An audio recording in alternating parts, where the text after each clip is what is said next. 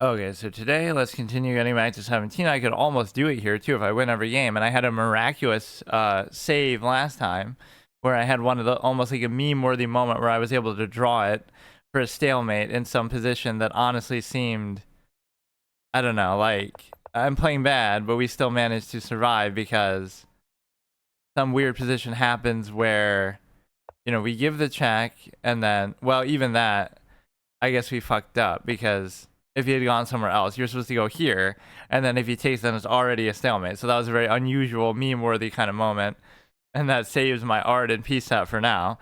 So yeah, let's actually try to do this. We had the game 2 of Ding and Gukesh going on, which was of course a draw. As I guess I would have expected the first game to be a draw, but all right, let's go for it. I really do want to get to 17, but you can't really rush it or think about it, think like that. Just one game at a time. But again, that was a very fortunate save because it sets me back so much. Then not only do I not win that game, which I don't mind getting a draw period, but if you lose a game, then I have to win 2 more to just equate to the one that I should have won in the first place. So it just wastes time, which seems to be the sole purpose of chess at times. My mouse seems kind of laggy for some reason. Not really on the site, just on general on my computer. I don't know what happened. So here I could take, they could take, I could take, they could still take. So with these kind of positions, I genuinely don't know like what you worry about with the pawns. Like what would stop them from potentially doing that? It doesn't seem like anything really stops them. So it makes me kind of nervous, but also I don't really know. My whole thought is if they go there, now I go here. Right now you're covered by the bishop, even though that looks awkward as hell, and I hate it as a pawn structure. It's a case where even that didn't really work out then. Like, how is this possible? Like, all of that was done to try to... All of that was done to try to negate the fact of the pawns getting messed up, right? And so they're overextending like crazy already in a way that you really don't have to play like this. I mean, take it from me, you won't get anywhere playing like this because like I kind of want the pawn to go there, but then if it does, then this becomes a problem. Like I don't know what this is, dude. I don't get it. Again, it's not going to be good in the long run if you do it like this, so I don't know, man. I just don't know. You might be better off actually doing this because now there's no more pawns that can bother it, and you'd still have connected pawns here protecting the king. So the only weakness of this, oh shit.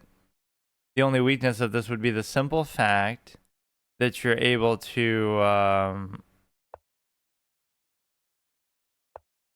okay, dude. Would be the fact that this pawn is a little bit awkward. So that part I don't like. So you could push a pawn and you could give the check. And so I almost don't even care, but I mean, I don't know where exactly I want the king to go. I'm going to make like 3 or 4 moves just moving the king back and forth. The only thing I see that you could do is you could push the pawn, which doesn't even bother me. Like, why should I even care? You push the pawn, give a check, very cute, but so what? So what? I just said you were going to do that. All this sort of needless king movement back and forth. Okay, I guess I didn't. Then the fucking pawn, man. Fine, whatever. I got lucky the last game, so wait. Oh, but they didn't even do it. Look, dude, look. It's always such undeserved kind of shit that people do, too.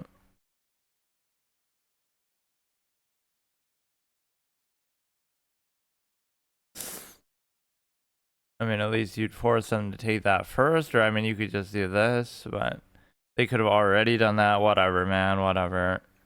It's just so fucking boring how people play. Like, in fact, some of my better games, or at least in classical, I would spend so much time in the opening because people are going to do weird stuff like this.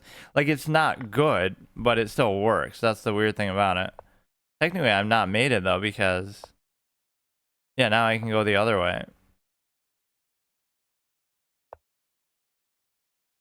I mean, it's still very bad, and I can't do anything, but look at this claustrophobic shit. Maybe my mistake is I castle too early sometimes. Like, you gotta bait them a little bit and make them think like you're not gonna castle or something. I don't know, man. Just whatever. It's only a +3, but I mean, the pawn position is so terrible that there's nothing I can really do about it.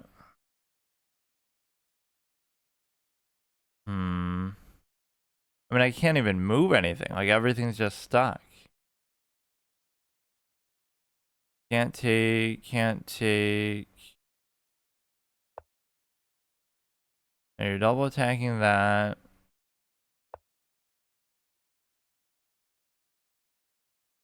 Somehow I was like hanging on there with respect to like just not getting mated, which is pretty surprising, honestly. So you have a triple attack on there, to which I can't really do anything. I don't care. Man. So this is the lesson. Just realize that openings are fucking stupid and just treat the game like that because that's how it is. Like, I had plenty of time. I could have easily just done something, but let's try to study that and see what you're supposed to do in this weird opening. And what happens so much against me is the kingside pawn pushes. Like, why do people do this so much against me? So you are supposed to just take and accept the fact. See, this is what I mean. How is that intuitive at all? Yes, of course. Just castle and then let the king be completely open. Like, how is that intuitive to play at all? It makes no sense. Like, and then why would white, having your king be open, ever trade the queen? Well, I guess they're under threat too. I mean, their king, I'm not thinking like that, but their king is in the open too. But you would think white should be trying to attack me because look at my king. This is so fucked up. There's no pawn there. Like, I don't know. It's just, it seems like, oh, that's a simplistic way of thinking about it. But that is how you think at this level because that just doesn't look like something you want. But that's what you realize with any sort of even mid or higher level games. You'll get a lot of these uncomfortable positions. And they're sometimes even good objectively, or they're sometimes even there's sometimes even a situation where I don't know, you have to make the most of them and figure it out. But that's actually my number one maybe issue or thing is like there'll be a position that's maybe good, and maybe I even think it's good or know it's good objectively, but you're not going to know exactly how to play it, or you're not going to feel comfortable, especially within a limited span of time. And so it ends up just, you know, you'd rather have something more preferential. That's what like my V-shaped pawn structure is all about in terms of, even though I know probably you're trying to advance the pawns, that's what people even say, oh, it's a backwards pawn. But it doesn't matter it's a backwards pawn because, and it does work for me too, even sometimes at a moderate level. Like, if you do it, the assumption is I'm not going to push the pawns, right? I'm going to have to win in some other way or take my time and get to it because you have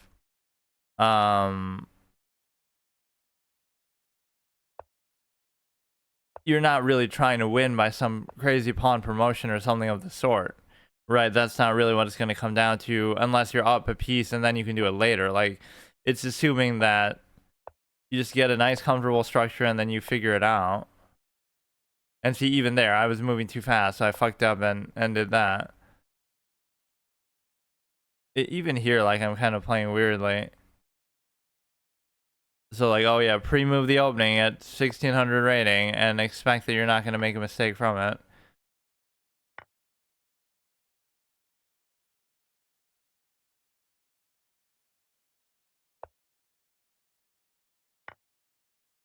Yeah, I don't care, dude. I'm not in the mood, but that lucky win would have almost made it seem like, oh, it's meant to be, that I meant to I don't know.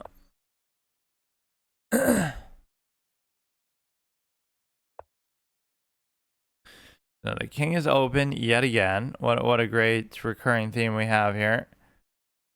And so I could move this. I do have some pretty good diagonals here, though, I'll admit, like, in terms of like, whatever. This seems pretty open. This seems potentially good.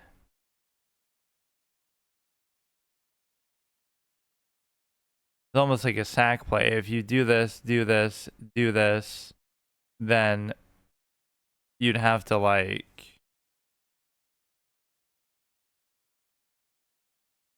There would almost be something there if I was a little sharper. Yeah, you know what, let's just try it since I'm practically throwing every game anyway. But a normal player would, you'd think a little more deeply about it. Now we could win the queen as well as giving that. Like, look at what that led to. It didn't mean that was necessarily the guarantee of what was going to happen, but that is pretty cute.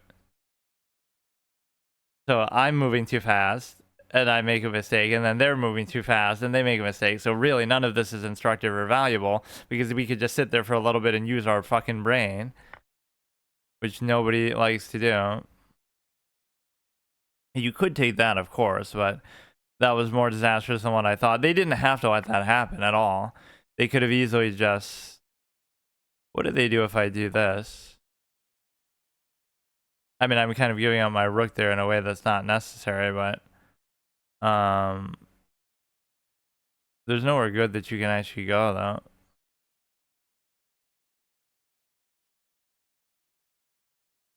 Whatever, let's back this up, and then I can just move this. Double stack it. And you could go here, I guess, too, and then that leads to this, potentially.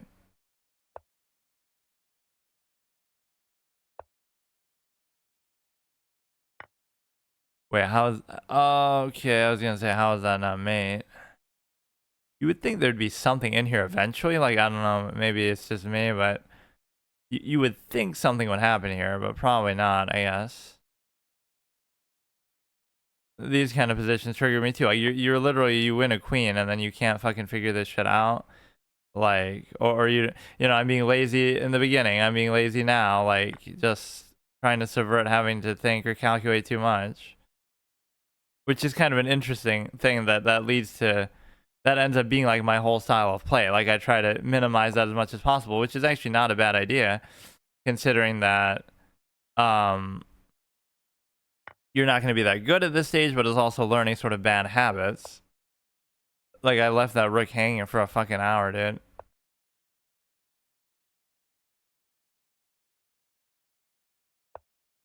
So that was fortunate, even though I started off playing pretty badly.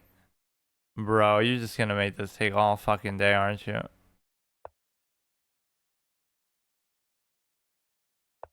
Okay, just don't blunder anything big here. They take a pawn, now they're gonna get some fucking stupid ass path to promotion, I bet. Because sometimes you can get lazy here, like... If you just, I don't know.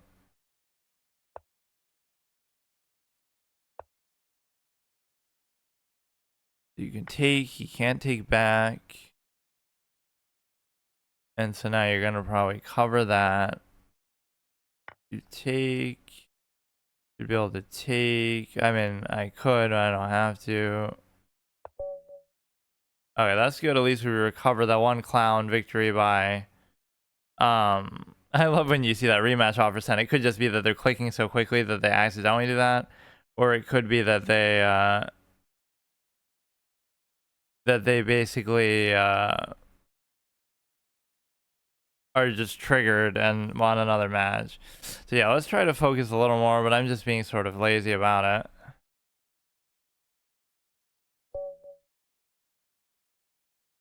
Like, when you have so much time, it's kind of hard to justify using so much in the opening, but you may as well do it because people play openings like clowns. Like, they're pushing kingside pawns and all this kind of crazy crap. Yeah, like this last week I played 2 versions of chess that are sort of fun, fan-made things. Like the open world chess that I didn't realize was actually even a game. Like, every time you move, you can like push it outside the limits of the board, and the board keeps getting bigger, which is actually a really fun idea. And then the other one was the simple fact that you have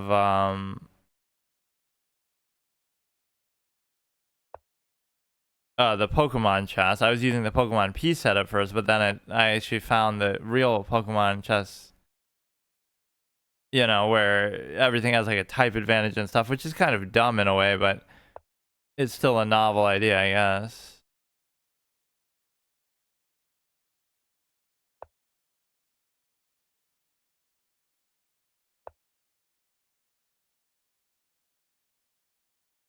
Like a double take on there, which wouldn't really matter because the queen still covers, so there's no need to really do it, but I'm a trade fiend, so let's just do it anyway. Right, if you left that threat sitting there for a while, it could have been potentially better in the long term. And so now we have the V-shaped structure going on, and there's nothing else really happening. Or this could be bad, actually, if you allow... No, but I'd have to... It wouldn't matter, because if I move that, then it won't be under threat anymore.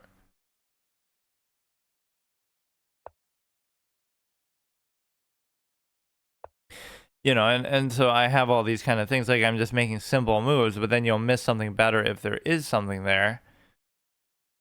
I just have, like, the wrong mentality for it, regardless of anything. Like, it's worked for me to an extent the way that I play, but then at some point it becomes very annoying too, because you just have to do things that you have to be willing to look above and beyond and really calculate like crazy.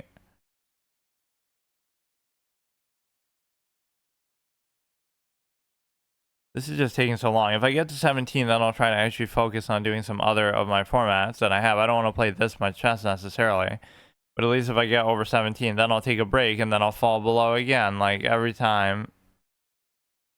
That is a pretty remarkable fall though. Like, I'm 1727 and I've been on a pretty good streak for a while. Like, this was a little while ago. And then you have a situation where you you have a situation where you're basically able to you fall not below 17, but I actually fall below 16. So within a relatively short stretch of time. Like, that's insane. I lose over 100 rating, and then that was kind of a cute little thing there, I guess. Yeah, none of this I really deserve much credit for. I'm just kind of doing random stuff. Right, like just reacting to what they're doing.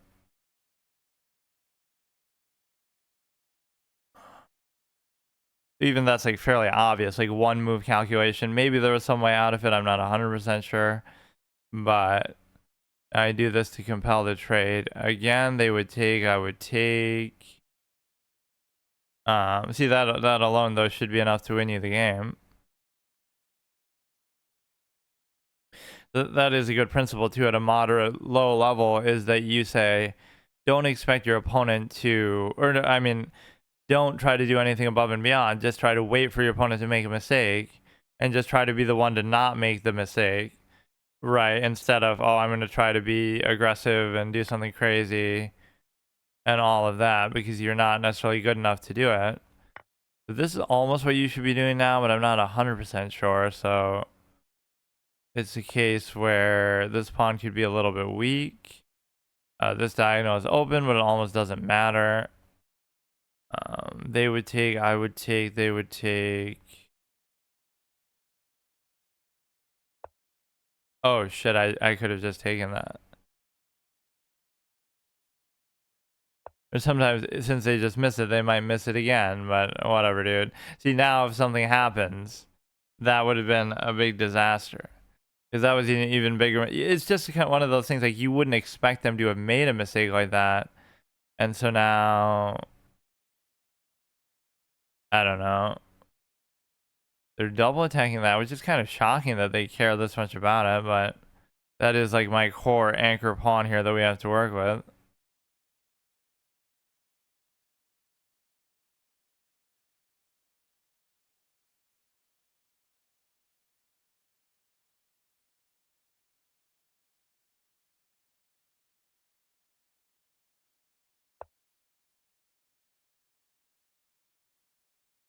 Now they'll take it from the back rank if they decide to actually do that.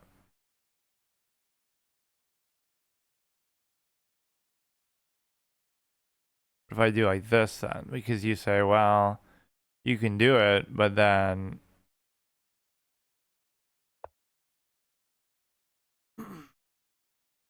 But then I just take this instead, so it's fine.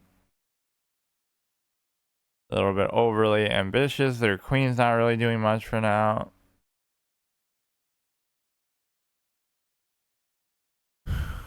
And then you get lulled into bad habits too by the fact that, like, oh, you know, people are just making mistakes, so you end up doing that. Like, you rely on that, or you get away with mistakes yourself because they make bigger ones or something of the sort.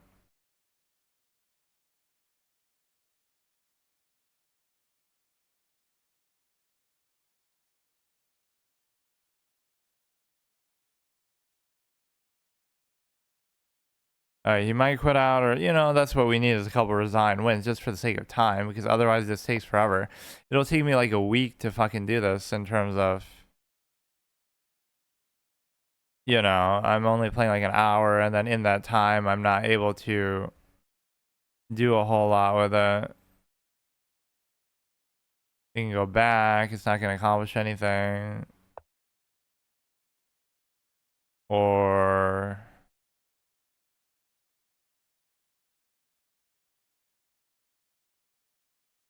are you going to try to trap the queen in there or something? I don't know. Do you have the ability to...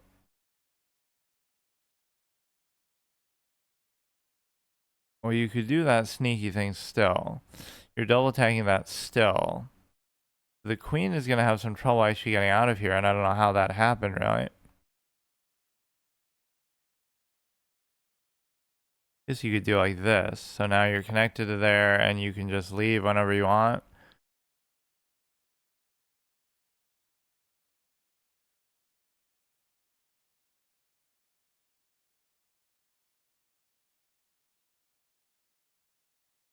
You know, that was like me playing overly aggressively with the queen that I didn't really need to do.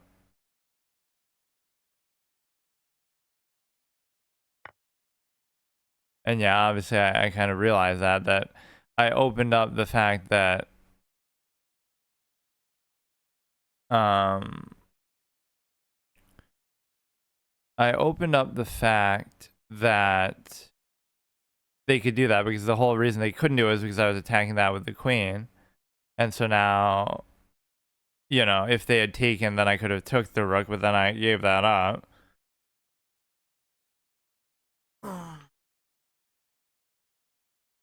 I posted very few videos from my Pokemon playthroughs when I played the Pokemon TCG online before it was about to go offline, and then TCG Live when that first came out. Okay, I'm more than happy to do this. And if they don't, then they're letting me initiate. Well, it wouldn't matter though. I still have to deal with this.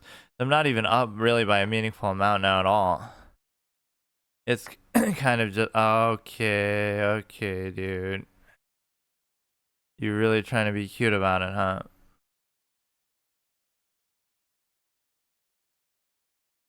Shouldn't it be fine though? Like, it's still a trade for a trade. Like, so it's even, but they won those pawns anyway, so they're up by a certain number of pawns, I guess, rather than material. So it looks like I'm up, but again, this is a kind of advantage that's deceptive at this level, because you have a situation where the material is even, but I kind of doubt that they'd actually be able to take advantage of it, because of the fact that you know, at a low level, like, what would you rather have? A piece, which is much easier to use unless it's a fucking knight, I guess, or a bunch of pawns that are going to be hard to promote and hard to do anything with. So technically it was actually a fine position for them. Maybe I missed something, but it was still even after all that, so I'm almost lucking out in some of these. Yeah, let me try to just it's gonna take too long to get to 17, but I should just be fortunate that I'm not losing some of these that are actually kind of bad. Very badly played. So you have this, and then Just do basic stuff. Just don't do anything crazy in the opening, because when they do that, it does bother me, actually. There's no reason why you should have to worry about that. Now, this would be pushed to here, but then in that case, at least I could move it. Right, where it's not a big deal. And then you do this. Oh, they're just going nuts with the fucking... Wait. Well, a queen trade could occur. They could also take that, but then I could also take this, so it's not really a big deal.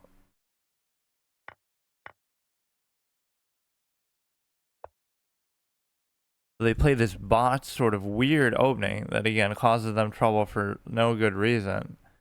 And so now you're in a position where you probably can take this. Yeah, none of this is really initiated by me.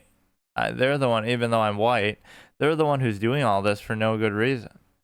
You didn't have to do any of this. Or I guess you can just block it. It's not a big deal. So the knight can't really do anything for now. If I bring the bishop, it doesn't really do anything. I should just move this, save it for now. Which I don't really want to give it up for the knight, but I guess I don't have much of a choice because something dumb is possibly going to happen.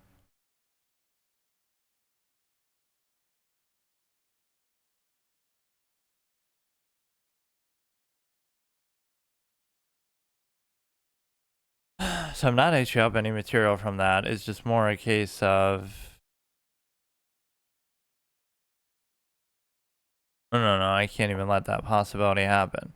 Now, it discourages the castle, and the reason why is because then the bishop is uncovered.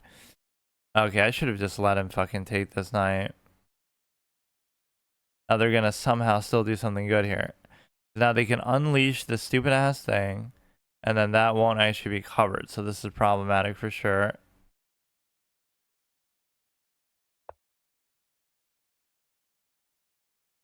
So now you have a double stack thing, and I could castle, and then there could be some problem, but I don't care. They're taking here, do like this, I guess. But then they're threatening the other pawn too. I don't know what's happening. They take the other pawn, I'll just let him have it at this point. I really don't care. This position's busted, but they haven't castled and they can't castle, and I'm about to, so that should be an advantage right there. Or maybe it doesn't even matter. There is a certain weird like disadvantage of castling sometimes where it makes it so predictable, like, oh, they're going to try to attack you there, so you can throw them off in some other way otherwise. So you have this pinned, but it doesn't really matter because I can't really do anything to it.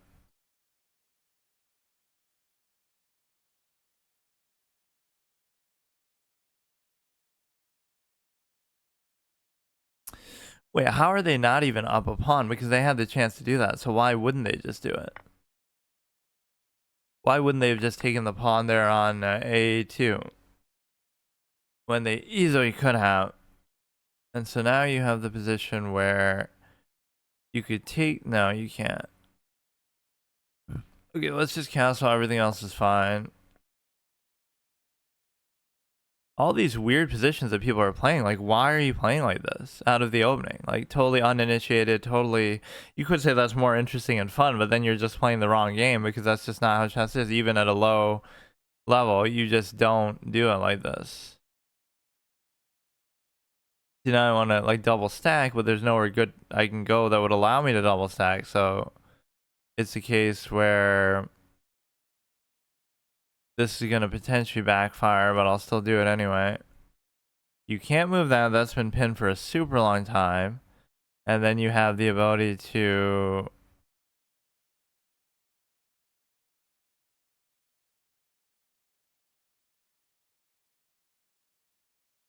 You can double stack it to here, and then you basically just get to...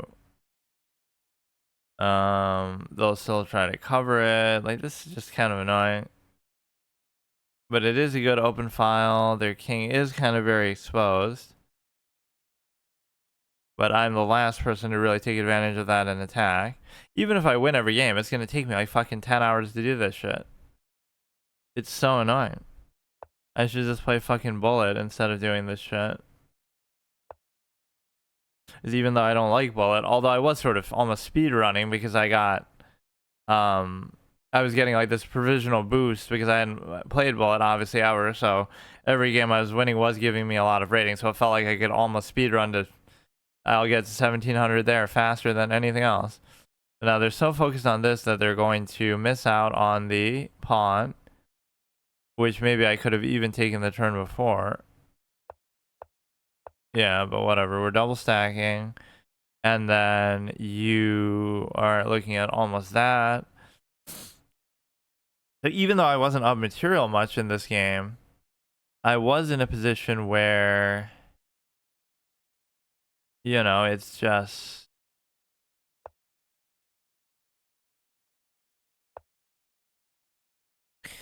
I was in a position where you,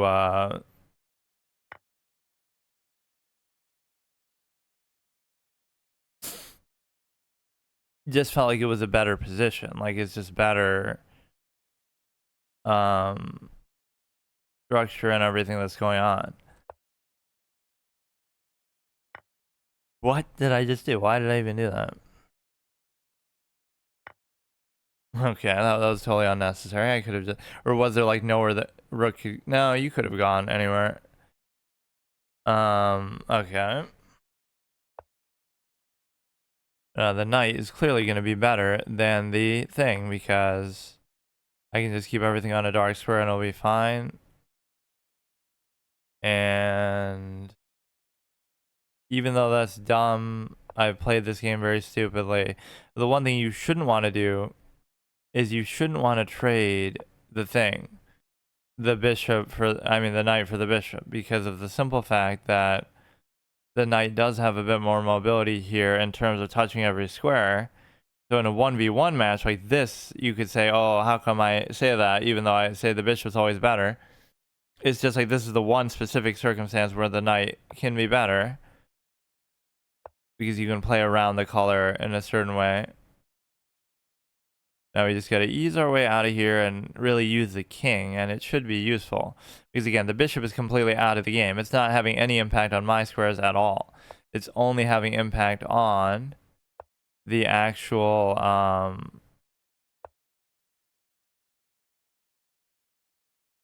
It's only having impact on the actual thing here. The, on their own squares. Now I can go kind of wherever I want with this. And I don't know exactly where I even want to go, but we can try to chip away at this. I don't know if I should leave these two like that, though. I should almost push one.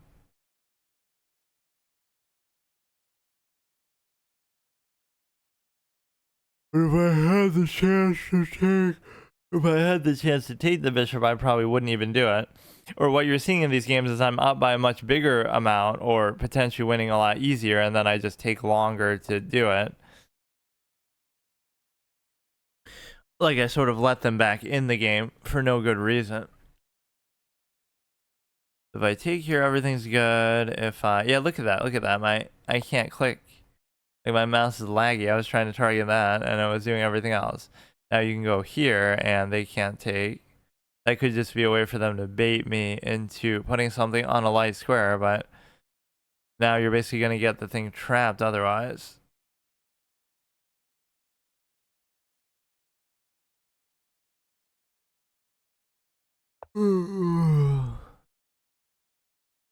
I guess it doesn't really work though, because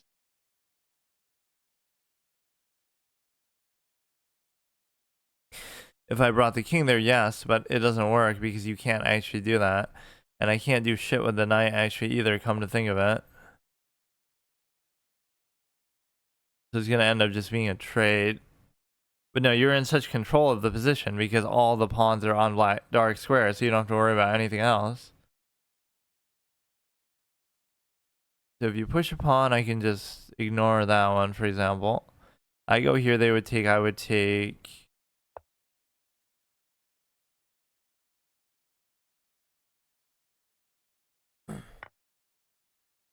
They would take, I would take.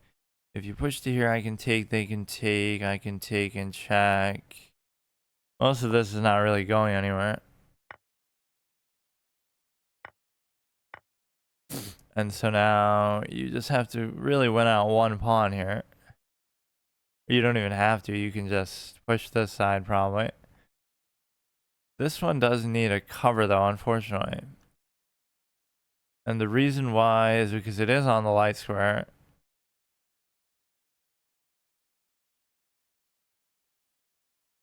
Ooh. You can't come forward with the king either. So, I mean, this is just like a slow attrition kind of situation.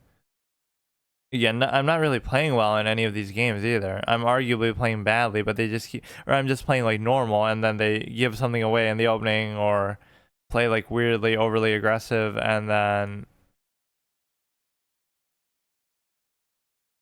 I can't believe I lost to that Anna Cramling fucking Halloween bot of all the ones to lose to.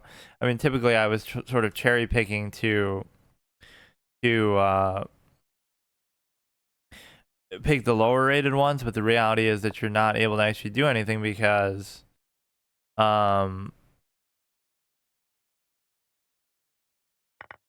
not really able to do anything, and the reason why is because of the simple fact that whatever, like I was playing every bot on chess.com until I lose a game, right? But there was no order. I could play them in any order that I want. And so it's a situation where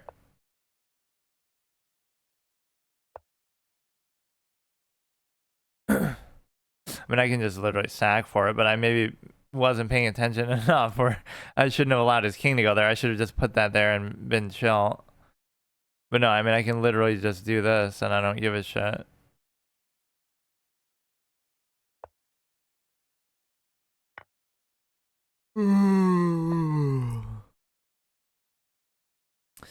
Bro, are you serious, bro? Like, are you really gonna try to make a thing out of this? I mean, you gotta make a decision then. Like, in fact, it's already over because you can't chase it. Like, why does bro continue to play the game at this stage? Like, why do people keep doing this? I would do it because I don't like to resign just in principle, but I can almost guarantee you that's not how he's thinking. Now, let's use the old classic line, right? How do you mate with a queen and a how do you mate with a queen and a knight? Oh, you just put the knight on the edge of the board and get rid of it, get it out of the way, and then mate with the king and the knight. Or I mean the king and the queen. Right, like that shows you right there how shitty the knight is. If it was a bishop, I guess I might still do the same thing because I'm too much of a moron clown to figure out how to do that, but at least it would be much easier to do with the queen and the knight. Or I mean the queen and the bishop. So now you have a situation where you're able to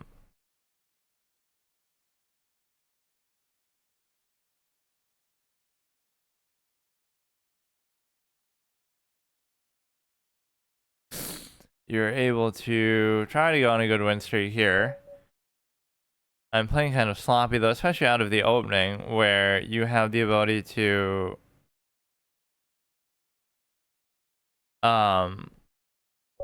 like I'm just playing too fast or something.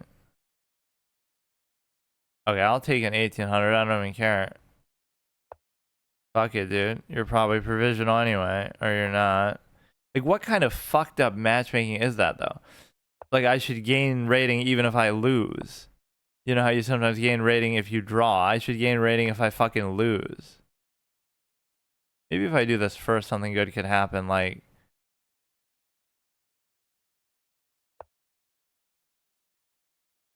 I don't normally do that, but you go here, now you go here, and now you can't bring the bishop to block. Okay, it didn't really matter too much, but I'm just trying to put a certain amount of pressure, I guess. And now you could move, I don't know, I'm trying to be all fancy in a way I don't have to be.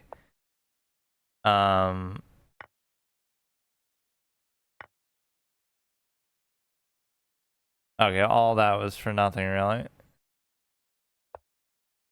I can't say that he'd be too happy with the position, though. It does seem a little bit awkward for sure.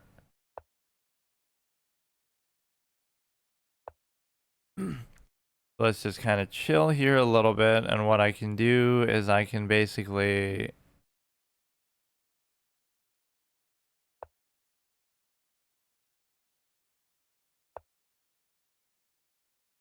Honestly, the light service ship is in a bit of a weird spot. If you, I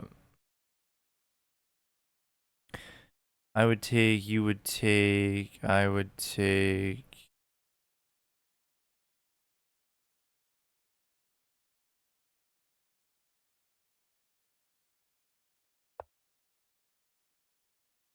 Alright, we just gotta focus here again. Their position might not be the greatest, but it's gonna come down to something very simple here in terms of...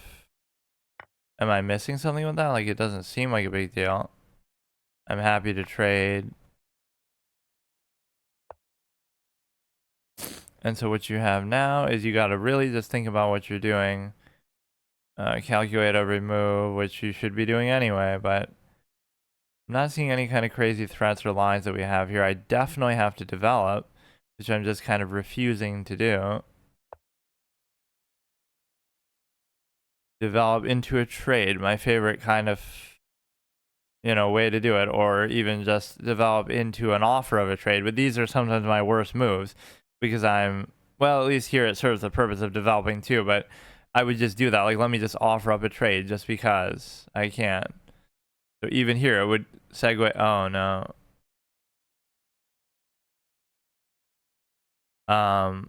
There's an argument that it could actually still work though, because I'll take, then they'll take, then I'll move, then they'll be under threat with, fuck it. You don't really need to do that.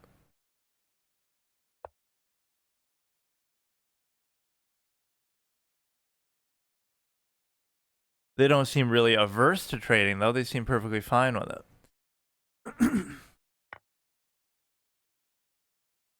And now you have no choice really but to. But see, I shouldn't do it. And I shouldn't do it because I'm gonna win a pawn, haha. Assuming, fuck me. See, it's my, dude. Dude, I'd have a better, dude. No, because then you could just do that. Never mind. My nature would be to trade because, in fact, you're still gonna win that though, but how? Because I gotta worry about the stupid ass thing. Because, okay, I'll go here or something, and then you're gonna take that with the thing no matter what.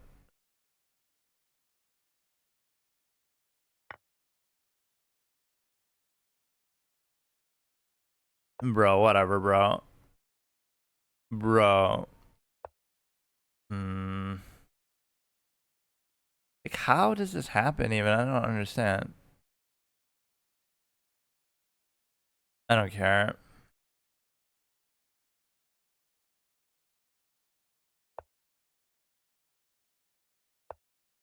It felt like they could have already just done that too.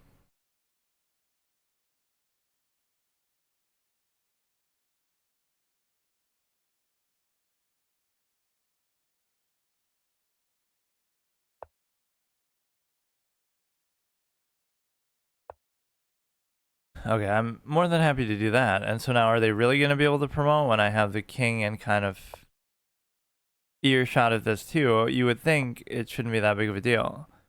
I would take... Wait, what are they doing? They'll go here, I guess. I'm not really seeing it. That's cute, but I mean, I don't know. So what?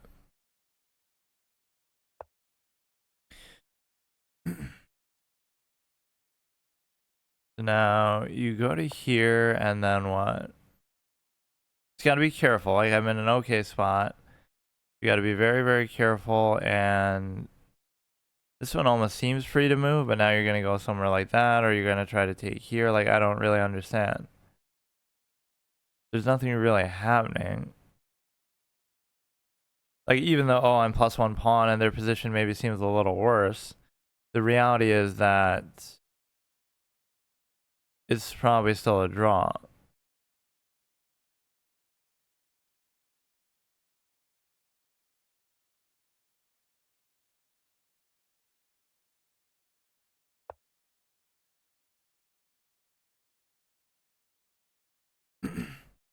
There'd be the difference of like, can I win one pawn or do something a little cute here? And the way that you might be able to do that is by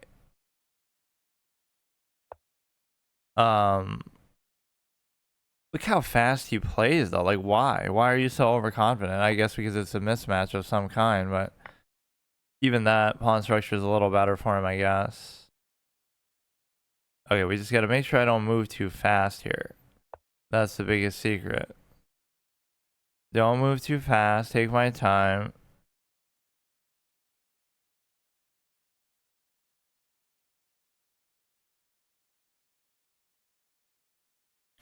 You go to here or you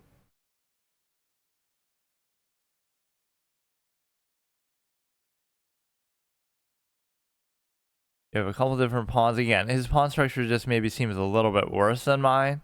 But other than that, you know, I'm only up one pawn. So, like, this is split, obviously, here. And then this is the advantage pawn that I have. And so, for example, if he tries to threaten this, would it be better for me to cover it again? Or would it be better for me to try to take one of his instead? And it's hard to say, actually, which is better in that situation. But you have to make a decision. And so now you have a case where my king can be a little active. I don't know. Certainly trading the rooks would be probably pretty bad for him, but also I don't know exactly. It could still be a no, it probably wouldn't be a draw then. Just like dealing with these pawns can be very complicated. Like, yes, it seems better for me, but it's not super obvious how you would play these ones exactly on the king side. So if I'm thinking about it, it's like, see, that's the lesson I gotta relearn because I always was like that. You can calculate as much as you want anytime you want. Like right now, bro must be calculating really fucking hard. But you know what I mean? Like even if it's a draw, but you shouldn't think like that. Like I should win probably. But then again, you know, sometimes you think that in a position, but if it's played perfectly, it's probably still a draw, even though I'm +1, even though, you know, my position seems slightly better.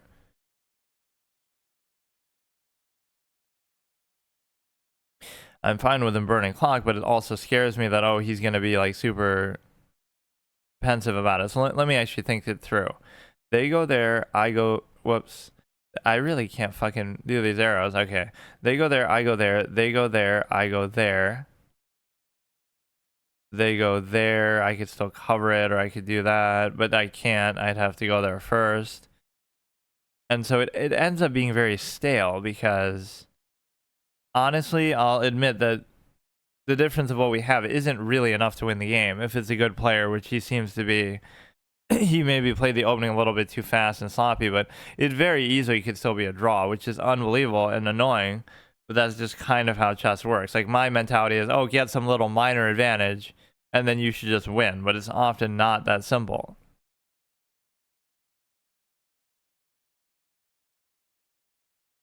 There's certainly no way for him to win unless I fuck up in some major way that I don't think should happen.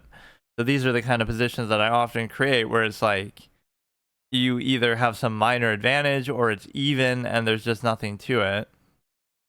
Bro is literally me, Calvin. Or I actually lost to that guy. He's some random NPC in the tutorial and I lost to him.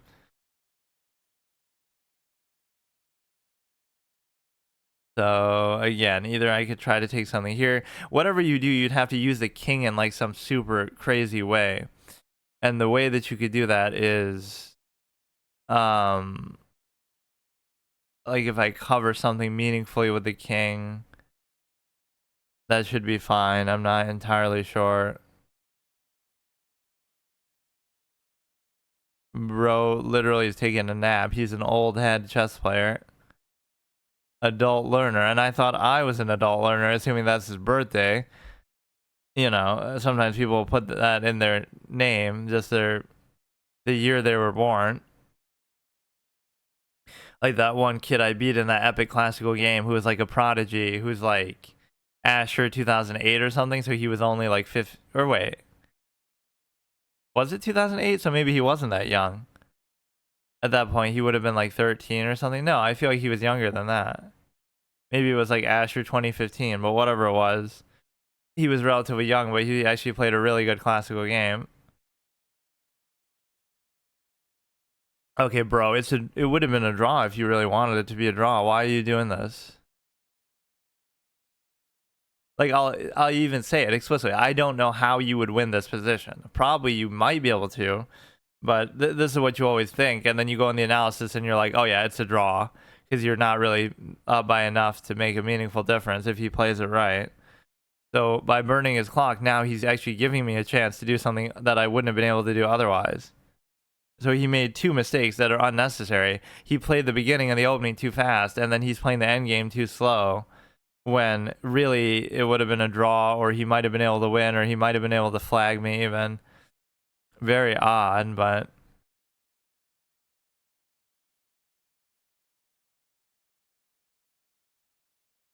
Two minutes left. He seems to still be there, so I don't know what's happening.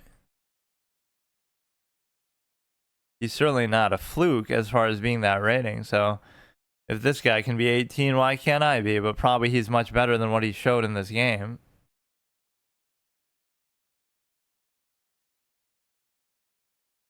It's very odd. This would be my highest rated. You shouldn't say stuff like this during the game because then you're kind of inviting disaster, but this would be my highest rated win ever, just like the previous one. We just won one like only a couple days ago. That was also my highest rated win ever. But no, it's like I don't know. You would think, oh, that's because I'm just at a higher rating than I've typically been. But no, I've been around this rating for a very long time. In fact, I've been higher than this briefly too. I get 17 plus.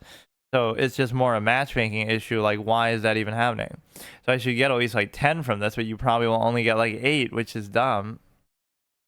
Like how when I beat the 1780 as like a 1650 basically a couple days ago. So I'm kind of surprised by him, but let me play out this endgame and the analysis after just to see. Because yeah, now I should win no matter what, because even if he came back, or he's never been away though, I don't get it. What the fuck? Even if that happened, it's a situation where, you know, now he would struggle on time. So I'm very confused by that. You might think, oh, he's pissed about the situation, but I'm even saying openly that if he was sniping me or something, I probably wouldn't be able to win a position like this. And it might not be a win anyway, so there was no need for him to do that. He could have just gotten a quick little draw, and I would have been happy just to survive against an 1800, but there's nothing that I did there that was that big of a deal. Like, you know, it's just nothing to it.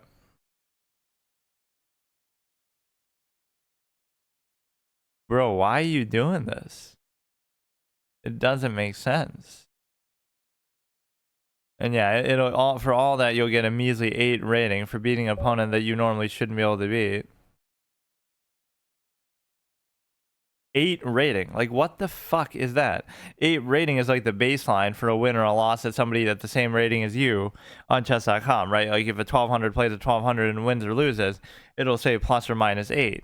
Why are we getting 8 for beating somebody 130 rating higher? What the fuck is that, dude? 91% accuracy. They made 2 blunders, none of which seemed to really impact the game much, so I probably didn't take advantage of them very much. Like, I didn't do anything, that's the thing.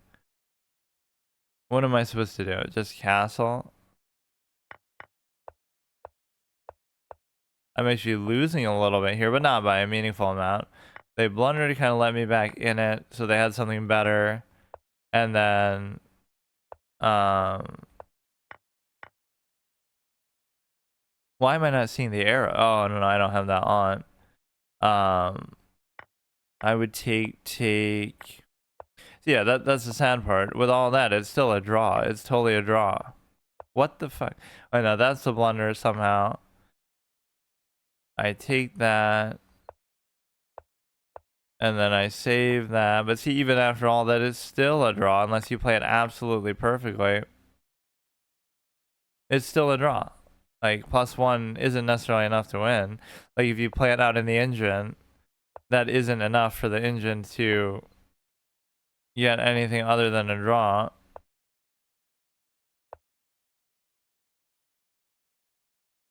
Okay, so now we look at like, oh wow, I must be playing at a really all-time high level because in the last week, you know, November 22nd, I beat you know, if you don't count this because this is a friend game that even though it was rated and I don't really play rated game against viewers or friends anymore, whatever, like that one almost doesn't count. So really these are the two highest random rated games, you know, against random people on the ladder that we've ever done on in Rapid on here. And these are from a while ago, or I guess that's not from that long ago. But no, I mean, the 1739 should be like the average person I'm playing pretty soon because we're already almost there. So if I won like maybe 3 more games, it would get me there, and that's all I really want for now. But that's still gonna take too long. Like, I almost shouldn't risk playing another one after such a crazy outcome as that, but I will. Oh wow, what is happening? Okay, let's do this one and actually, yeah, let's redeem the fact that that one wasn't really deserved, even though I still should have gotten a draw out of it. That guy just kind of AFK'd out. We're gonna start farming 1800s, but again, why are we even getting matched against so many of them? I don't know. Makes no sense. I shouldn't be afraid, but I mean, again, the reality is that if I just play sharp, they can't beat me. It'll still be a draw. And I can show that even against 2,000 rated players, but it doesn't tell you that. Like, you know, how many 2000s have I drawn in a game against? It doesn't matter because, you know, why would it keep track of that? So if I win this would give me another juicy 8 rating. Wow. Like, that's really worth it or something. You know, I shouldn't be too predictable with castling. Maybe I should wait and bait them and go the other way because they're going to be an expert on attacking the king side and punish me if I do that.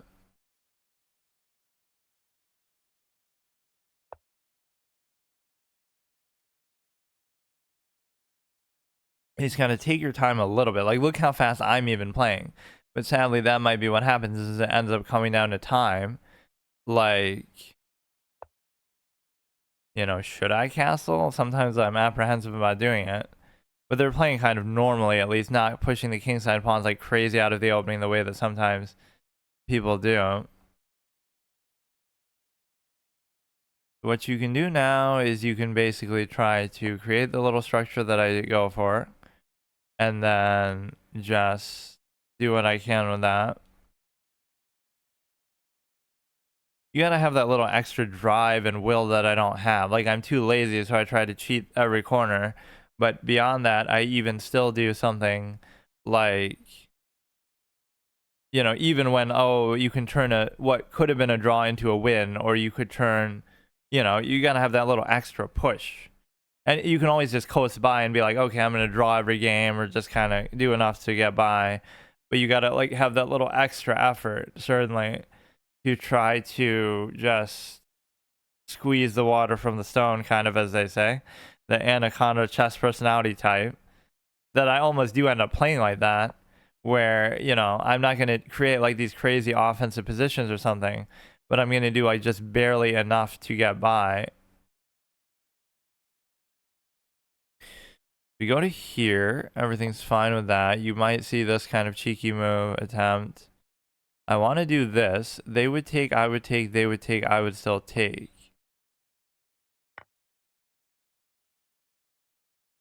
We got some action here at least,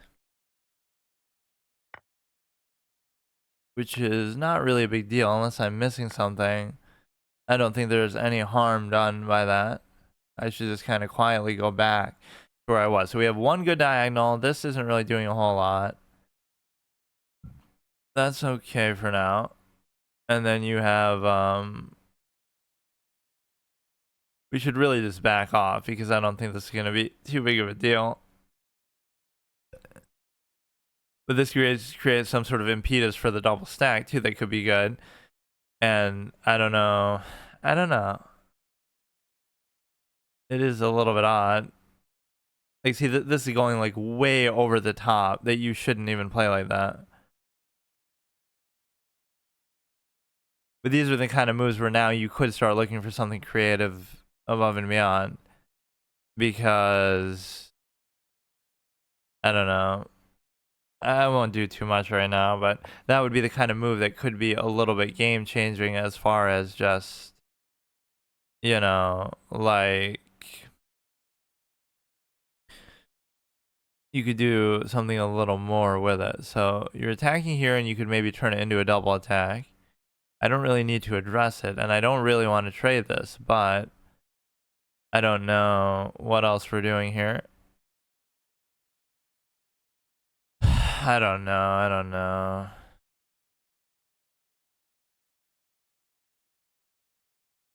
Like, what are you going to do? You're going to attack it with the second thing, or maybe you're just going to leave it there for a while?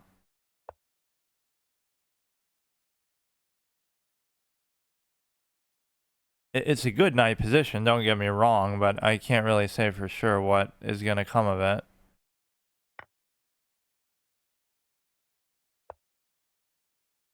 Bro calls himself an 1800 and is blundering a pawn like that. Like, it almost makes you think that they're, you know, it's all part of their plan, but I don't see how.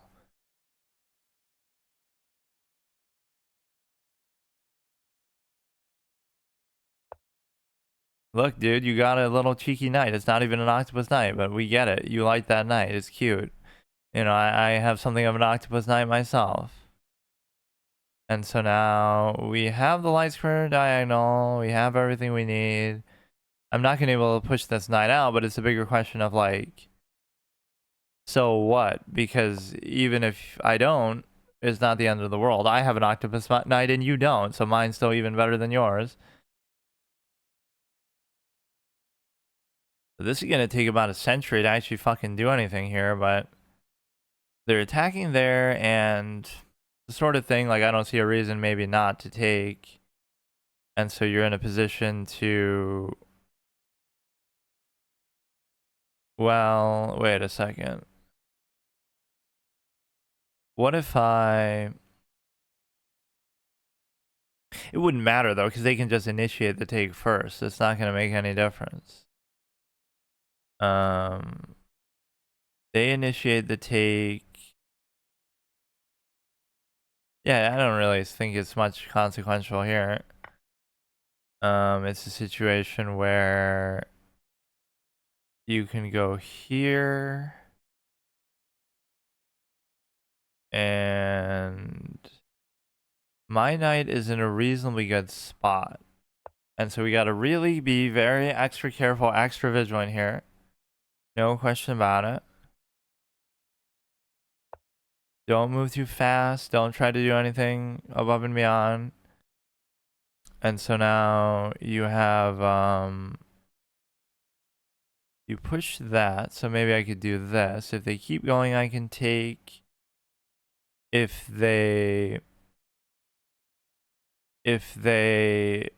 don't, I can take, I might be being a little bit too aggressive here, but just feels like this is sort of the opportune time to be going about this sort of kingside push, but it doesn't really work. I don't know. It's just always very underwhelming. You got to be wary of the queen covering onto there. It's not like I could do this anyway, even with my queen presence. But you have a good knight position. That knight was kind of window dressing a little bit. So I wasn't expecting that move. And I could take it with the thing at any time if I really wanted to. That's the whole beauty of it. I could take it with the bishop anytime I want. I don't feel like that's really a very good thing to do. But what can you do here? You can take this, which I can't allow you to do that. Other than that, though, it should be fine.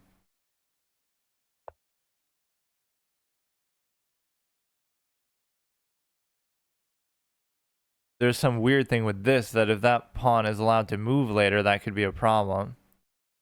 But it's okay for now.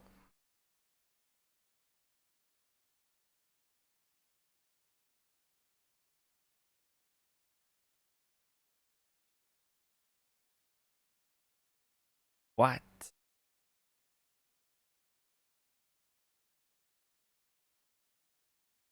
Because now, if I take with the queen, you'll check and royal fork it. And even if I take with the pawn, it fucks up the pawns. Like, why don't I just do this? Or wait, why don't I just do this?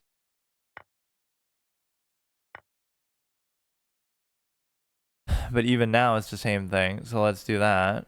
I'm just kind of over trading now. So now everything should be fine. And it's a situation where the queen can come in some sort of destructive way. But I'm going to let it happen for now. So giving up the bishop, this is a dangerous thing if I let the queen go there. The bishop is something I didn't want to trade, even though I do have an octopus knight. And so now maybe I should take advantage of that. I can't say for sure. This pawn is interesting, to say the least. Let me try to just reorient where I want to go to. And if I can do that, then everything else is fine. It's a very comfortable, sort of safe position. I think that octopus knight could be extremely good value, though, as time goes on. And so, let me bring a rook to the open file, I guess. Couldn't you actually just do that? Like, why couldn't I do it?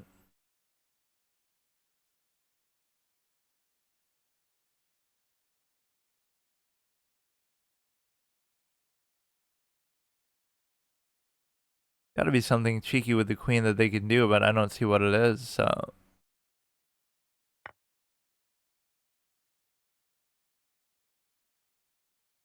Even though it is an octopus knight, I'd be willing to give it up to win a pawn. No, come on, no, dude, no. See, you should know that, fuck you. You should know that there's gotta be some, whatever, fucking, like that I deserve to lose because, I don't know.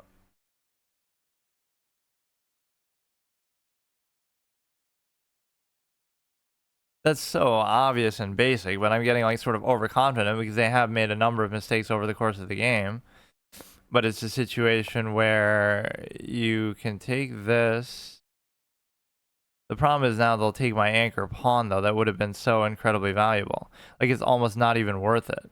You'd be better off trying to do this, like where you just keep, you stay on the anchor pawn. That's too bad, man. That's really too bad. It's not even that I'm really worried about time at that point because it didn't have to come down to that.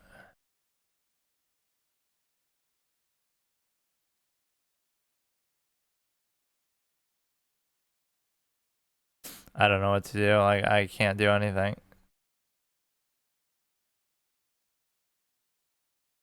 That's so fucking bullshit, man. That's just like, I don't deserve to even fucking play this game. What is this now, dude? What is this? You're obviously not going to be able to do anything with it anyway.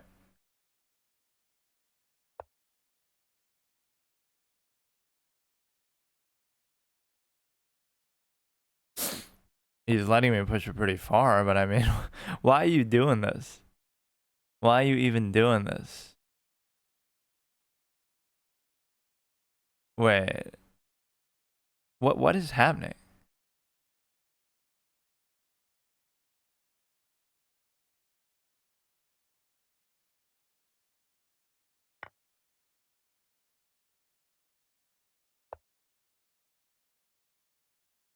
Okay, this is back to square one of what we just did, I thought.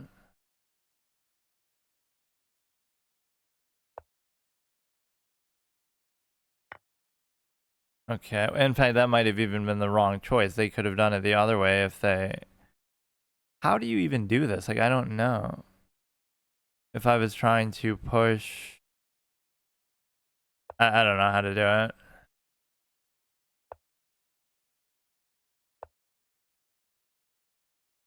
I don't care. I don't care. Just forget it.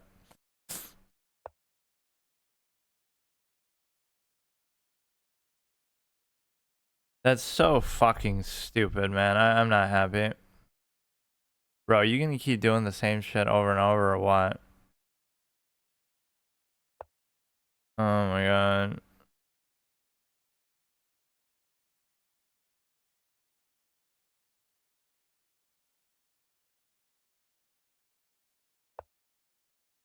Forget it. Forget it. I already said forget it, man. I don't care. I have a minute left. I'm very unhappy about that, though. That wasn't...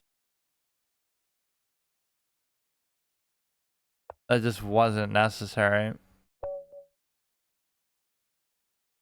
I mean, even that's dumb. Like, 4 is probably still too much. That's so undeserved, man. Like... It wasn't like, oh, it's an 1800, so they're so good. That's not what it felt like. It felt like, what was that one move that was totally obvious to me? Where... What was it even? I don't even know. That, just, oh, I think I win a pawn, but oh no, it's part of their plan because then they win the rook. And so now you didn't have to do that. You could have just taken the open file. That's so fucking stupid, man. Okay, you're just doing that as a basic trade, I guess. Or you still end up winning the pawn then.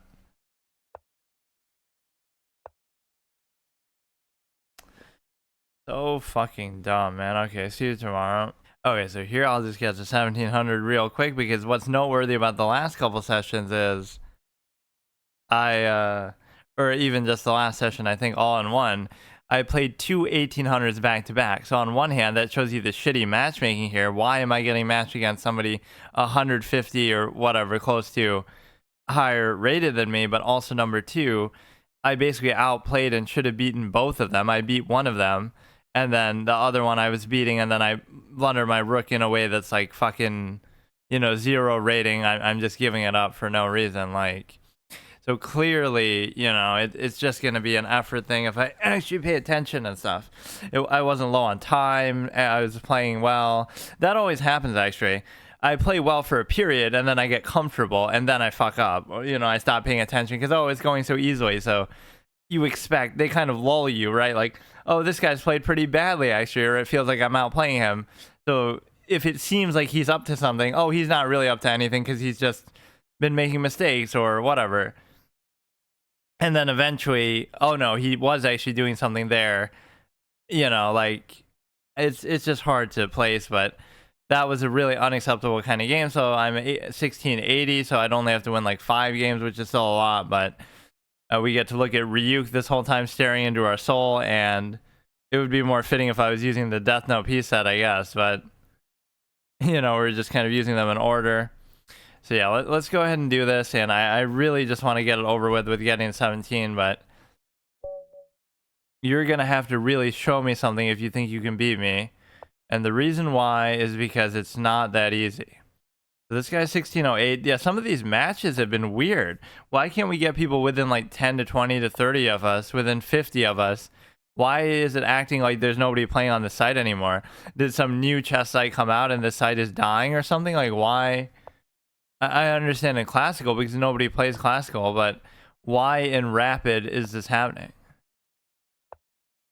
Where the matchups are so busted. And then you beat somebody. Whoa, wow. You beat somebody who's like 150 higher and you only gain like 8 rating. Like, are you serious, dude?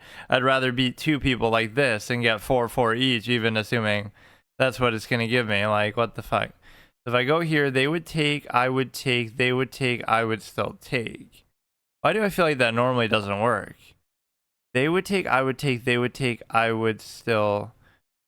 They would take, I would take, they... Why do I... What normally is different about this position that I'm thinking about? They could seal off this, which, again, I almost don't even care.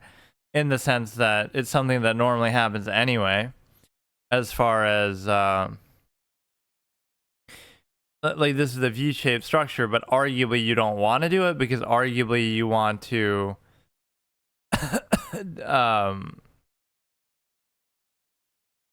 take advantage of the long diagonal, but I don't really care either because it's not really my style of play to do that. See, ordinarily you'd say that's a bad move because for me, because why would I allow that to happen? But if you realize how I play, you would accept the fact that I don't care because, well, I don't really know where to put this, honestly. You would realize that I don't really care because I'm not going to be the type to really take advantage of that anyway. So it's sort of a stale defensive mindset that I go for. This is a very common move that we've been seeing lately, where we see them go knight to b5 or whatever on one of these kind of squares. Even if, I guess, if they were black, it could be the inverse for us. But so we're threatening the bishop itself, which I don't mind trying to take. And we're double attacking that, which I still can't take. I'm not entirely too sure what is happening here, but everything seems relatively safe. Just don't sack anything. If you go here, they would take, I would take, but it's a double take situation. So I can't actually do it, and I'm not too happy about it.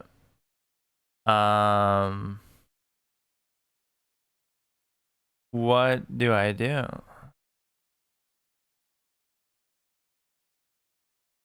You could almost do this, but then I don't have anywhere to put the knight. Like, this is the normal, natural thing that I try to do, where I go and I just try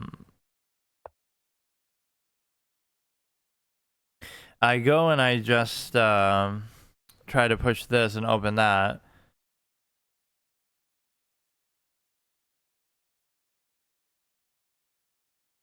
The problem is not really having anywhere good to put the knight, but they're not really giving me any options for it, so I wouldn't mind trading that at all. So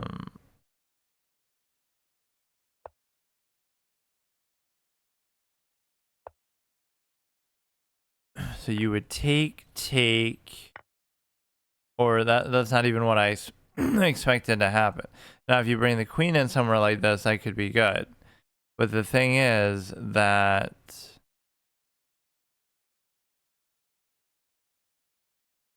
there's a lot of openings to cover, so I don't know.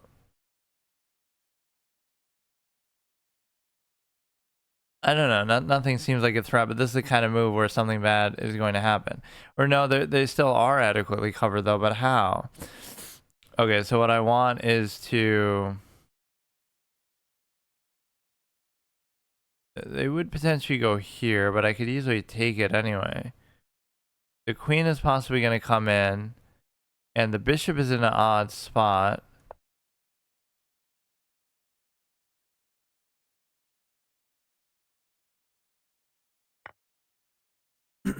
Yeah. I mean, again, this is the kind of thing that we're dealing with, so... Look, man. Just forget it. I mean, this is why you want to trade too a lot of the time, because what you should be doing is just... Like, I don't know...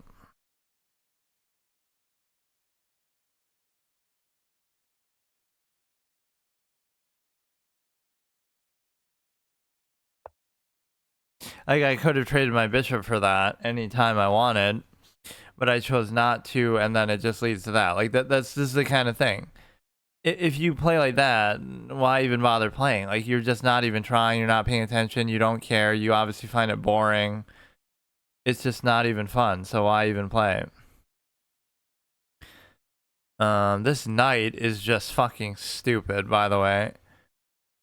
Like, really, what are you just trying to get out of the way and I can't do it? Like, now I'm gonna do something dumb because I'm just sort of tilted by it.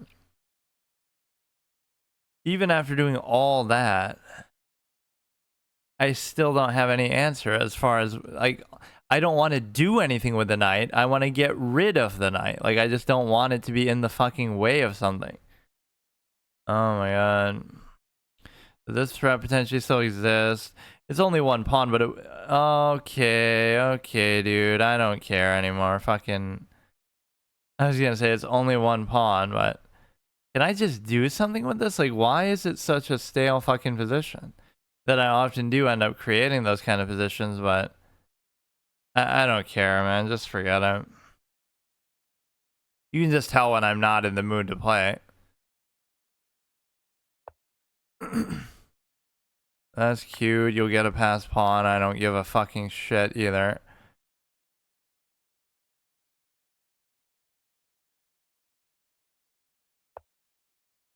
So you could take the bishop, and I don't really care either. What is that? What is happening? I could have took would have almost been worth it considering the strength of this pawn potentially. What are you gonna do? A threefold repetition or some shit, man? Well, I'd be happy with that. Why are you even doing that? Okay, go ahead and do it.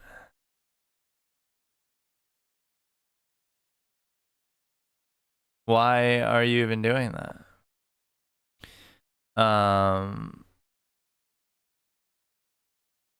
You can take this relatively easily. And the reason why you can take it is because of the simple fact of the knight. That shouldn't really change the position too much. So what I can do is I can basically just try to take this, and it almost seems trapped now at this point. To where you, oh wow, we may have a comeback in us. Yeah, but I played so badly there. See, what's happening is you're kind of focusing too much on your... Oh, God. You're focusing too much on the simple fact that...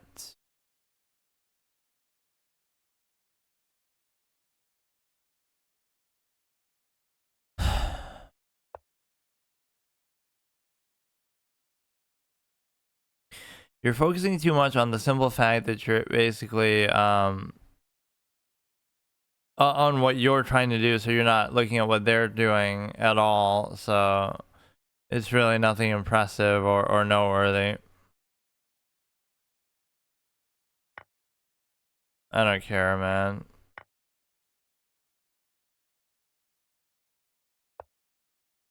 It almost seemed like he did something there with respect to giving up the thing, but so I can't even move that necessarily. I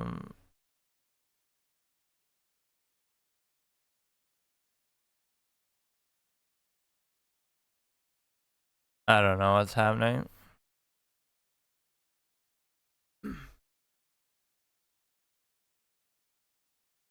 It's only a +1, which it really doesn't feel like, but somehow they you have this, which is fine. In this situation, you can sometimes needle them in such a way that it won't really solve the problem. In fact, it won't even really matter. Like, they could just do it and it'd be like, I don't know. If this was like a threat on the queen, you could basically get away with it. There's nothing I can do. I'm not sure why they're doing that. But again, even if I move the king, it's not going to do anything. So what is happening? Why did they do that last move even? You have actually connected pawns here, which is interesting. There might be something that comes of it. And so you have a situation where I have a knight and a rook, and I think the problem is that the knight is not going to be very good for sure. And one way that you can see that is the fact that, I don't know, the knight's just a shitty piece, but you can go here, try to do something with it over there. You can't really block though.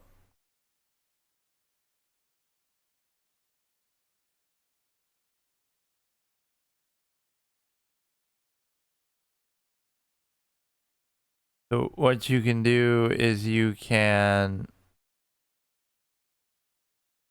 kind of just try to stay on it. We could double stack. I'm not sure.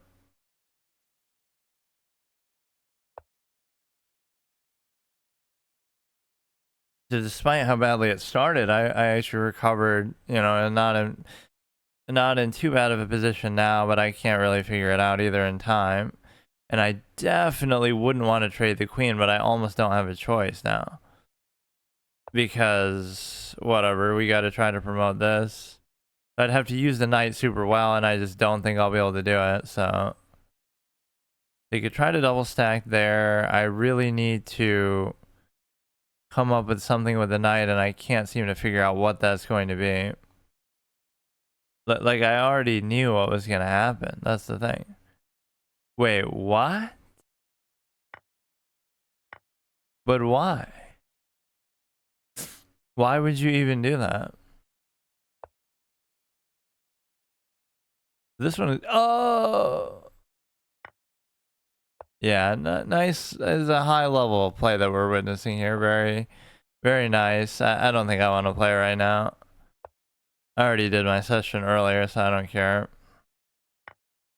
Just forget it. That really is the ultimate realization.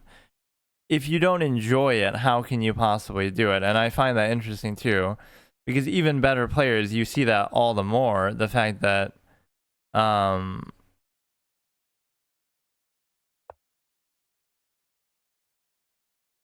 you see the fact that,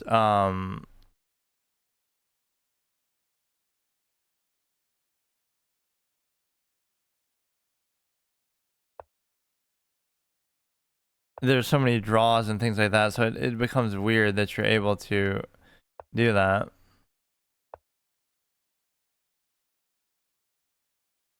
I could just take it, and I would be fine, actually, if I was to do that. Or what did that allow? Okay, it didn't do much. Now, they're going to win a couple pawns still, and I can't do anything about it, so forget it. Or they're up basically one pawn, but the problem is the position of that is tough. Because it's like you turn it on and off. By it, I mean your brain, too. In the sense that, like...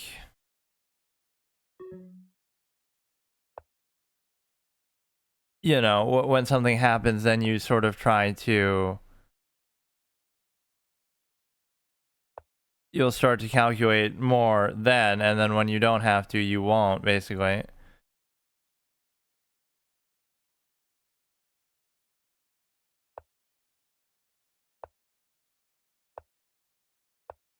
You can't really do a whole lot with the king, though, still, so I don't know what's happening.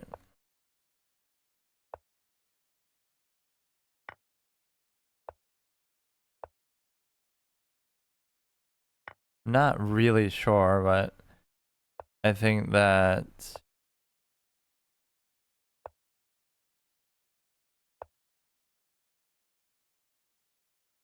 You just sort of spam check. That would have been really good if I could have done something with it, but... You could potentially get a threefold repetition here. Okay.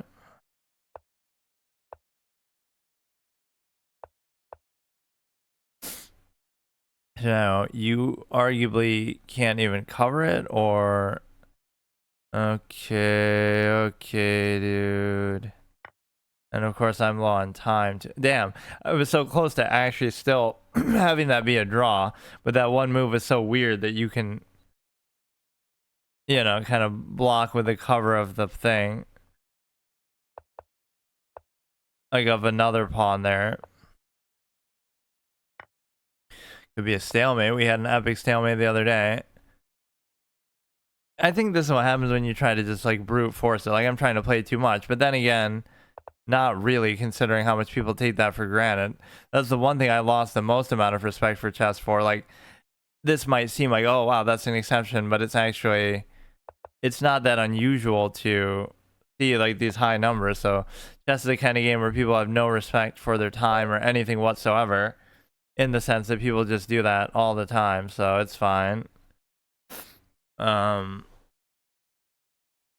It's just dumb because you're not really seeing things that are instructive or interesting. And it's ultimately my fault because I shouldn't be doing stuff like that, but and again, even in that case, this is part of the problem is you don't even get punished for it. Like nothing even happened. I just kind of, even if I lose a pawn or two, I can easily still stay in the game, and I can easily I'm gonna run out of art pretty soon, honestly, because this has gone on for way too long.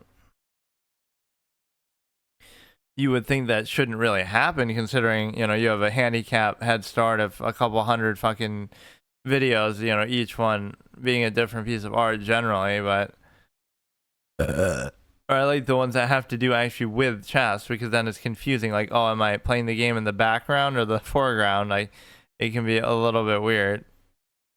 I like the story behind some of these, though. That's what makes it kind of interesting. It's something like very oddly specific that I commit to really doing all the way. So we're about at the point of, I think we're about to get to the Hearthstone series, actually, which is pretty cool. Those are some videos that just never got very many views, but that was actually a good series. It was like Road to Wild Legend, 9 views, 12 views, all these kind of things that are, 16 views. Wait, it feels like it's missing a part, though. 3, 4, oh no, it's not. 37 views. Oh, this one, yeah, these thumbnails are pretty funny. Like I played like 100 shamans in a row, so I put like every avatar of a shaman together in a thumbnail to represent how many, like, just how I went through that phase. 1, 2, 3, 4, 5. I keep doing them in sets of 5. This one was kind of cool. The fact that I guess I'll show them in a second, but the fact that I named a character Arsen, Arson, which is just a cool kind of RP name that I would use in the past in Earthbound, right? And it happened to be the character that is like a bomber expert, right? So I didn't know that, but like almost like he's an arsonist. Like it was so fortuitous that I didn't realize that. And that is a series I still haven't finished uploading. These are some of the first ones that I did in terms of Earthbound, Paper Mario, all this kind of stuff. I think I did that immediately after too, because like I wanted another turn-based game, and then I just didn't even do it. Or I mean, I didn't ever upload it. Let's go ahead. We'll add this in. I almost don't want to play more, but I may as well. I'm just really not happy with the fact that, again, if you're not going to concentrate, then what's the point? Like that's what I consistently show in my games, is like I just don't care. So why do I even play it? If you don't like it, then don't play. And the amount that people play and how much people take it seriously, not even in the course of a game, but in the course of study and repetition, all this kind of stuff, it just becomes very dumb after a while. It's the sort of thing that only matters at an extremely high level. If you were to say that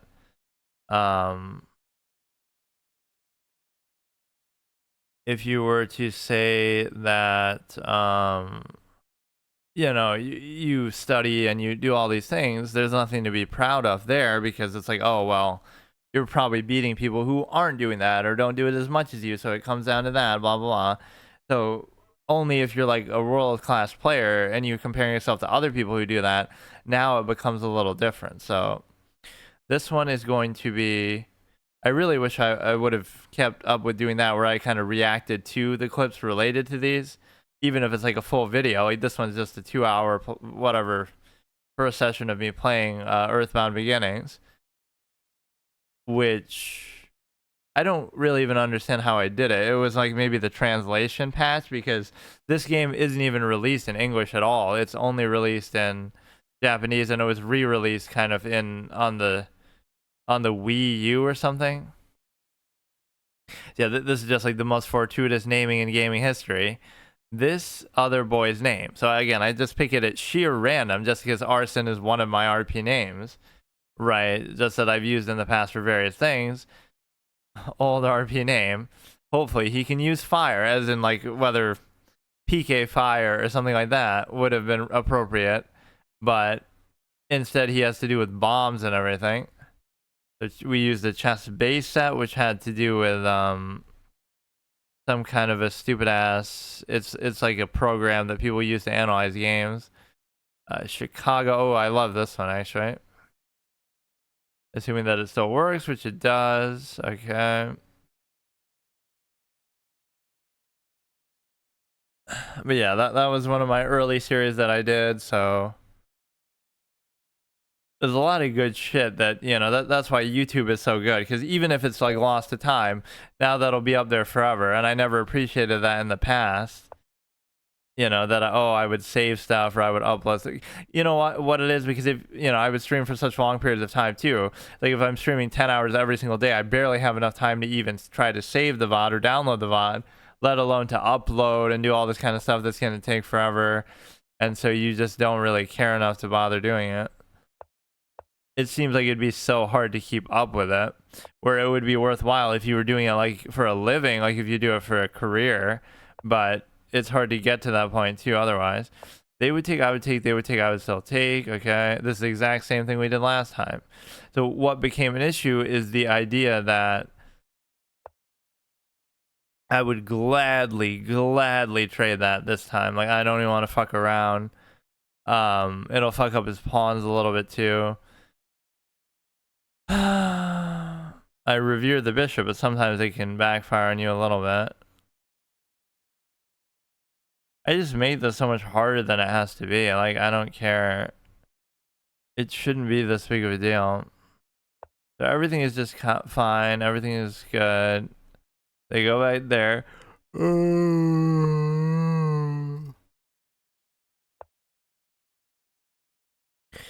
What I would have liked to have done, which is always very difficult to do, is I would have liked to have done this, but it just, they have too much cover on there. How did we end up with like exactly the same position? It's almost like I'm playing something different than I normally do, because I don't normally see this exact position, so why would I now? There must be something I'm doing. Which of these is like an unconventional move for me? I guess attacking the middle with the pawn there so early is, I'll usually do it eventually, but you go here, they would take, I don't even have a single take on there. So this is here. Again, I do like the V-shaped structure, even if you want to say, oh, it's a backwards pawn, blah, blah, blah. As if the nuance of backwards pawns is really going to be relevant at this level. And that's why I'm winning or losing games, even though it has nothing to do with that. This is really annoying. Like, now I'm going to go here, then they're going to go here, then they're going to take this if I do something with the queen.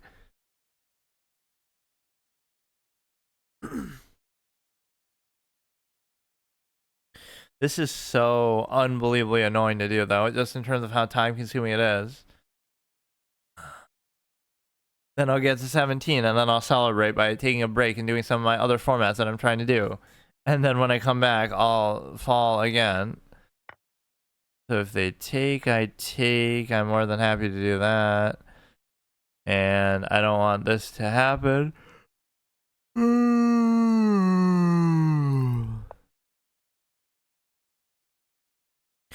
What you can do, that's covered. This is covered by the...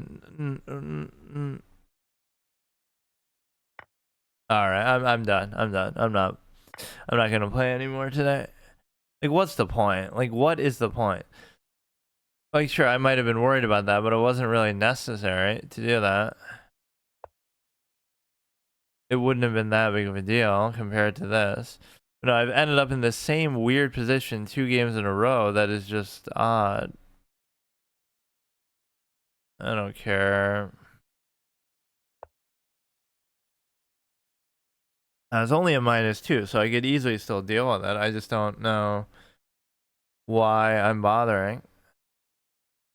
That's the worst thing to do, which I do all the time, where like you either force yourself to play because of time, like, oh, I don't have time to play normally, so this one day I have a little bit of free time, let's say, and so I'm going to make a point to do it, and it's like, just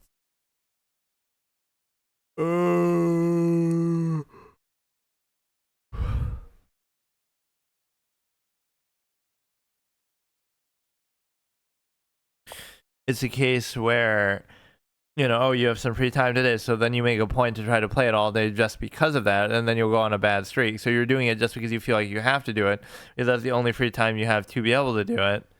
And so now you are bothered by that.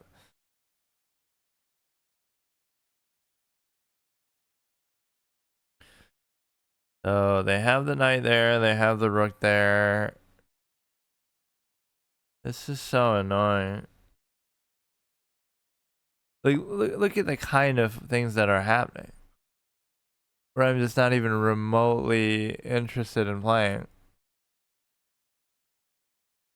Alright, so this you could finally do, I guess. Not that that's such a great square anyway, but...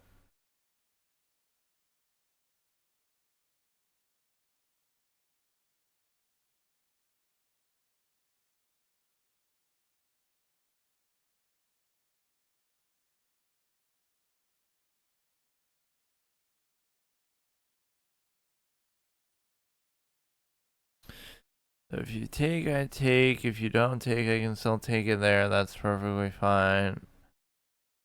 You gave up the bishop cover finally. I better not go on a bad streak now, though. I was at a pretty good point. If I'd beaten that 1800, we would have been like 1688 or something. That would have been such a good, meaningful step.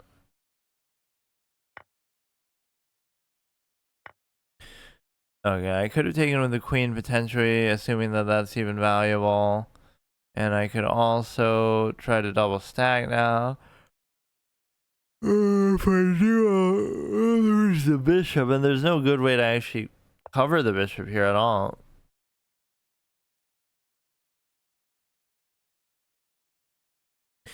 The knight is there, which doesn't seem like all that great of a spot for it anyway. We can just go back, and we can also...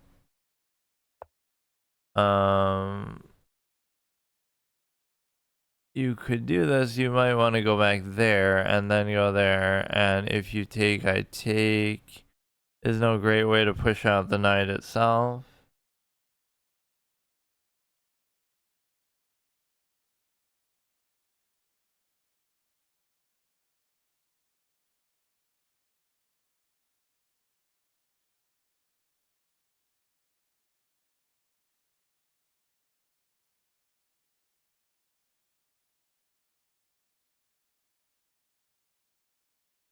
He's burning a little clock at least, but it's okay. I feel like this is how people end up getting those. Well, I'm not even quite at that.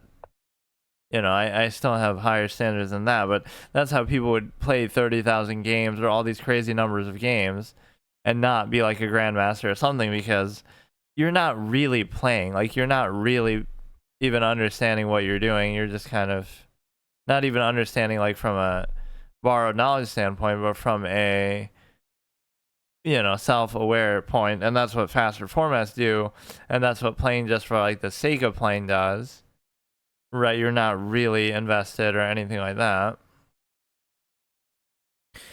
So that's covered by the knight, and the knight is in a really weird spot that I don't really vouch for. And you're also in a position where I don't know.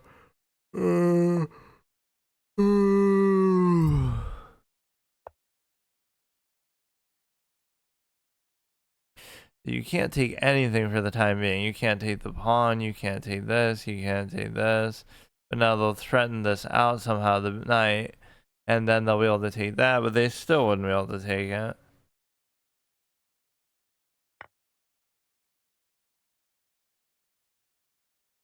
Okay, that's fairly basic, and so I'm fine with that. Nothing I can really say about it.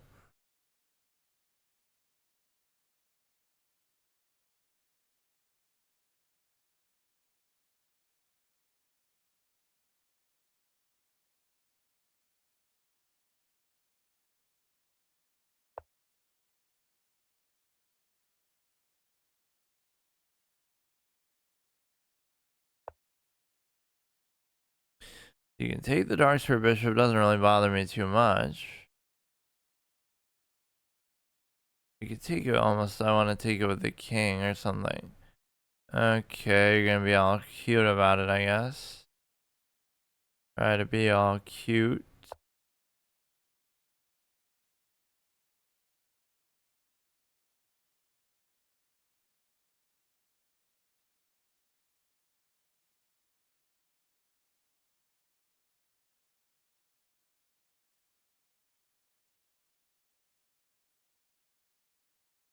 Okay, come on, hurry up. I'm too tired. Even this, I thought I was just going to go to like 4 or 5 game win streak, which I guess I did play a couple games, so I almost would have had time if I won all of them, but there's a possibility we might flag him, and I don't know what's happening.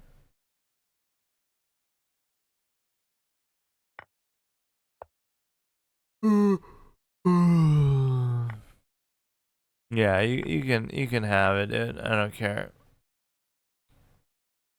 It's just not something I want to do, I guess, but it's just a waste of time when I already had been there, and then you're kind of at the point where you should start to study and because you might think I'm lazy in the sense that I don't want to think too hard or whatever in the course of a game, but also what people do is just minimize the need to do that. Like by studying, you will remove the need to do that too, because you can just have everything preconceived and already set in stone for you, so the game kind of just plays itself, especially the opening. And so that's fine, I guess. That's almost very predictable, but the way it's happening is very much in my control. Like nothing's happening that's, I don't know, I'm just kind of giving stuff away and just not looking at certain moves at all. Sometimes it's towards the beginning too, because I'm just like playing almost in a rush where you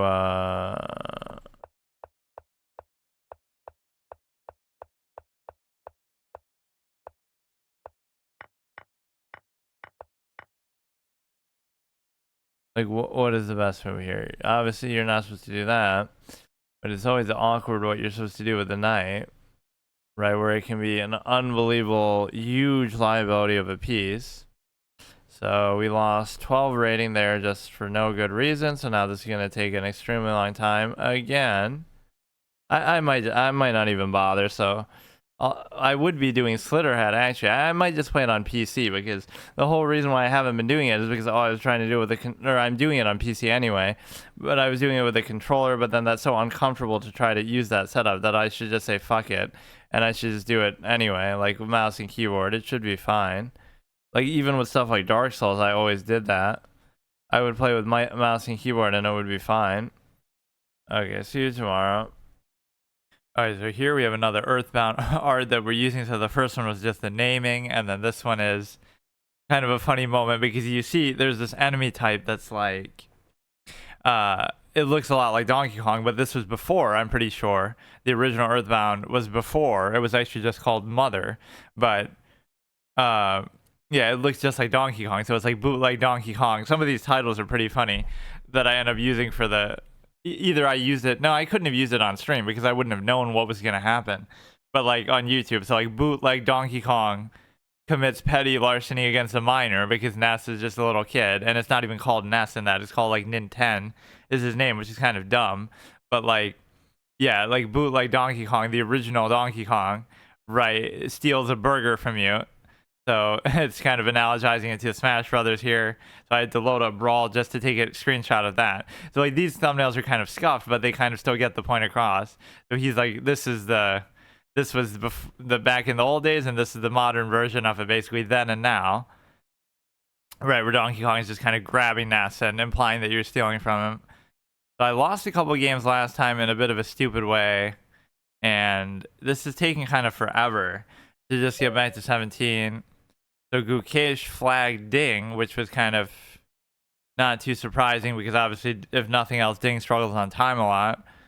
And he does have that choking tendency. So certainly I predicted that Gukesh is going to win. And a lot of people were making a big fuss over game one, acting like winning one game is such a big deal. Like it's just one game. But yeah, we have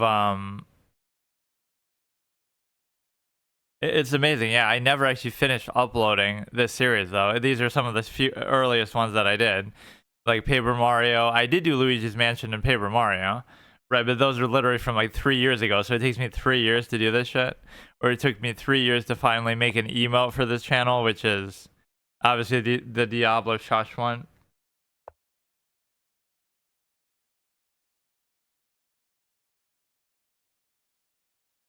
So let me just focus here, but it really is frustrating how time consuming this is. Because even if I'm winning every game, it just takes forever to do anything. Which is why you can't go on those bad streaks, because I don't know how that happens so often. Or in most of these games, like I almost just beat two 1800s in a row, which raises one question, which is why am I even getting matched up against 1800s when I'm like 1670-ish, 1650-ish, right? So that's number one.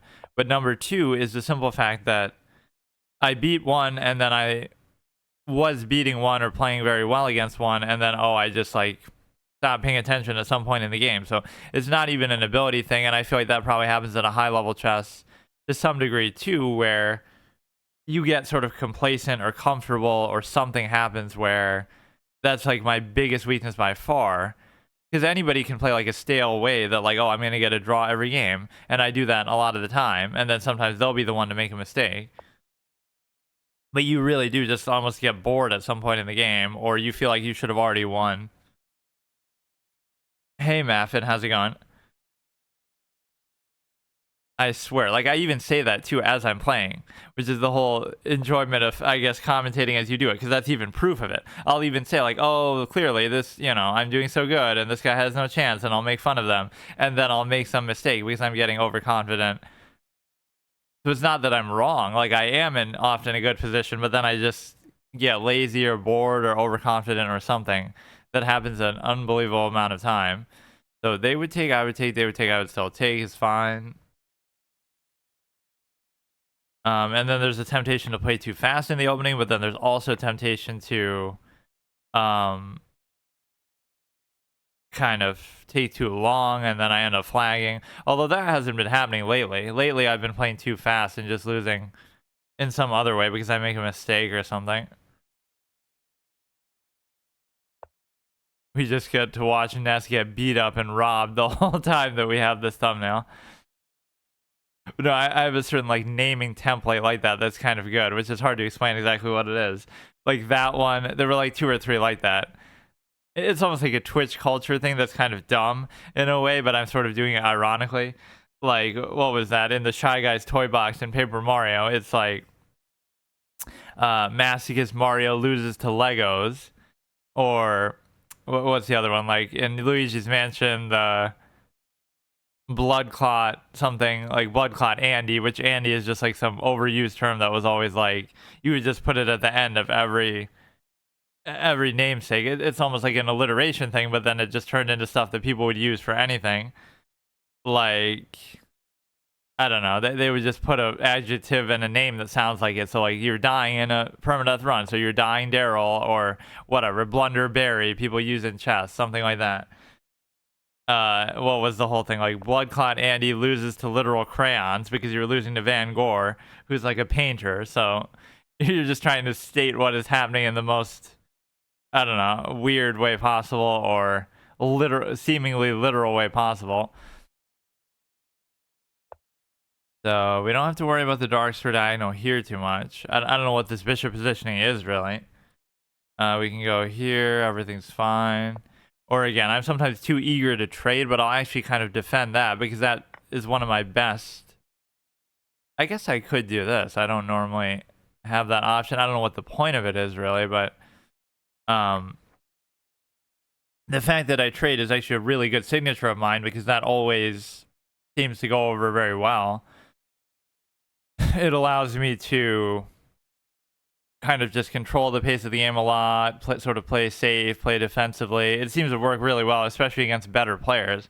Not that you necessarily win, but you give yourself a better chance than you otherwise would have. Because if you try to play some really nuanced positional game and don't trade for a super long time, what do you think a better player like a 2000 is going to do? They're obviously going to be using the material a lot better. So if you acknowledge, like, well, I'm not going to be the aggressor, I'm not going to be better at attacking than them, so I may as well just make it a very defensive, stale, closed kind of position, and you'll have a better chance. You'll probably still lose, or maybe you'll draw, but the assumption is you probably weren't going to win anyway, which you might think, oh, that's defeatist, but when you're playing somebody 400 or 500 rating higher than you, you probably should think like that. What are the chances I'm actually going to beat them? So why would I even bother, you know? Now that's kind of annoying because I don't really see the value in doing that, but this would compel a trade, or no, not really. That doesn't do that much good. I mean, you're getting hit here, you're compelled to do, okay, dude. See, again, that's just one of those quick moves, even though he's taking way longer than me in the game. It's not actually that bad, though, because your material might not have been that far behind, because you would have been able to take a rook for free and threaten another rook, while another rook is also being threatened. So if you actually think about it, you probably weren't losing by that much. Like, let's actually play that out. They took, I took, now they take, then I have to save one rook, but then I still lose the other rook. So yeah, I'm barely even winning, right? That seems a lot worse than what it actually is. But you can't just blunder your fucking queen like that, obviously. I like how my openings are so rigid like that, too. So, for example, I'll do like the same exact... Not that I would say I'm an expert on them, but I guess I probably know some variations just from having done it so many times. I do the same exact thing every fucking game. If it's black, I do King's Indian. If it's white, I do King's Pawn. And you might think that's boring, and that's kind of what I've gotten out of is like... trying to, oh, I want to do something different because it could be fun, but then it just doesn't help, you know, it doesn't do you any favors. You'd rather just do that and just try to get through the opening and just survive, and then you can figure it out later, you know, what you're going to try to do. Because then the game becomes decided in the opening. If I try to do something interesting or different, I'll lose in the opening because they know it better than me, or they do something just objectively better than me. So that's what's so boring about it. I get paired with 1k elo difference, really. That's so weird, yeah. I guess it's not that bad for me, but it'll be like 100 plus or 150 plus, which is really surprising. I played 3 hours, all my opponents are 1k plus. Yeah, it could just be maybe there aren't that many people at that rating, like below 1,000, but that is odd. That happens a lot in classical, where if you try to play classical, you'll play people 100, 200 higher because there just aren't that many people playing classical. But in rapid, it really shouldn't happen, like 10 minutes or even the faster formats, because they're just more active. For whatever reason, nobody really likes to play classical, so it's just like a dead format. I'm the one who actually likes it the most, and I was always a proponent of it, but it feels like, you know, people feel like it's easier to cheat there or something, so they kind of just don't bother with it.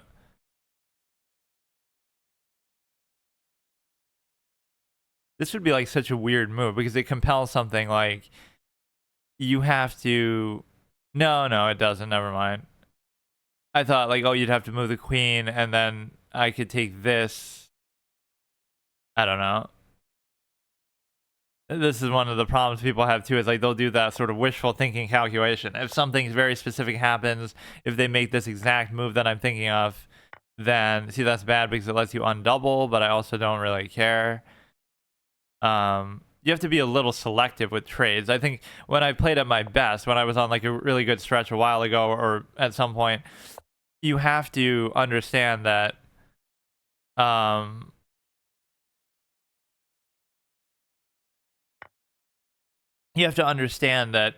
you can trade as much as you want, but the reason why you have to be a little bit careful about it is the simple fact that you just have to be a little selective. You can't just do it 100% of the time. You know, sometimes be a little patient with it. And usually what that means is not that you're losing because of it. What it means is that it means that you're basically, you would be winning, but then you trade and you give up an advantage that you would have had if you just didn't trade, right? That's what always happens. So it's never that I'm losing, like I'll go from drawing to losing. It'll be that I'm winning a little bit and I could have pressed that advantage, but instead I give it up just because I feel like trading, and it's just easier and more comfortable and simpler, and I don't have to think as much. But it's, I don't know, it works, but it's a good, wait, what? Well, I guess that's still better because I had to. See, that's actually a good instructive moment. I was trying to do something, right, unrealistic. Like when I moved the knight, I'm like, you know, oh, maybe I could do something. And it didn't work then, but you still keep that threat in mind for later that, okay, this queen could be pulled away. I can't do the fucking arrows, but so it did actually help a little bit for a nice little +2. This could be cute for something, I guess. Or yeah, that's one of my biggest mistakes is like I'll tunnel vision on one idea and then I'll forget about what they're doing or anything else. I had 300 games, everything was okay, but today I can't find an opponent. Seems like I'm banned from the game. That's so weird. What's your username on here? Let me look at your account. Is it the same as your Twitch name?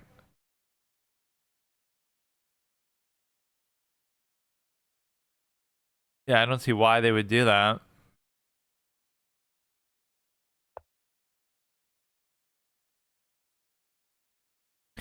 Alright, so if we win this, we get back to 1680, which is fine because you get to...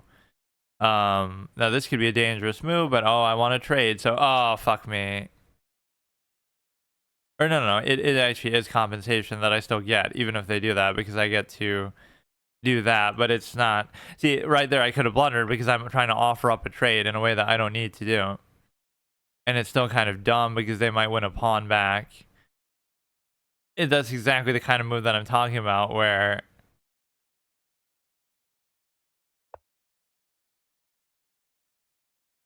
Tetris 1v1, okay. Now they do that, which is kind of oddly complicating.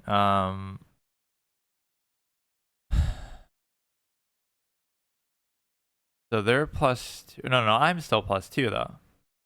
I'm still +2 because I took that back, so everything's actually fine. So I don't know exactly. All I have to do is move the queen, and I wouldn't mind. See, even again, I'm gonna try to trade in some dumb way. There's nowhere good that you can really go. I could just go back with it. Oh shit, they're hitting here though too.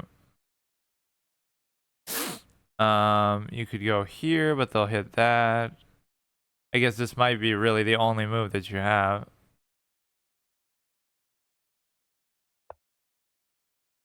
And they can take the one pawn there. Again, that's just one of those unforced sequences that I just didn't have to do that. Oh yeah, it is being flagged for some reason. I don't know why. Huh. Maybe because it's almost like you played too much. So that, yeah, that really could be what you play 50 games in one day, which is maybe, oh, you're playing too many. So they think you're like a bot because you just play too much. I don't know what else it could be. And it doesn't tell you like why or in what way. Right? Because my friend had that happen too, where like it'll say you violated something, but it won't tell you what it actually is. This could be dangerous for them, but I'm also letting the pawns run rampant a little bit too much. They're hitting that, and this is going to go on for a while because just a lot of back and forth shit. Or you know what, you could actually do this. And the reason why you could do this is because if they do take with a knight, I can just take and it's mate. Because, yeah, that's it. Even though I don't like the idea of doing it. Again, look at the high level of risk moves I make. And the reality is that even that was a mistake because they could have done this move that I have just been talking about. I'm even doing all the things that I'm saying I shouldn't do, or the mistakes that I normally make.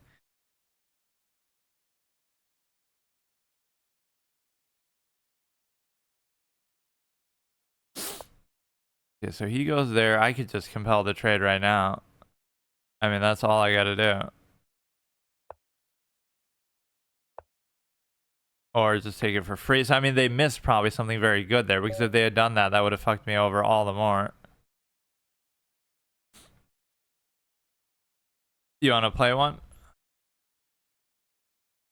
Let's do like a little faster format though, like Blitz, I guess. Casual, unlimited. No, not unlimited. Let's do like 5.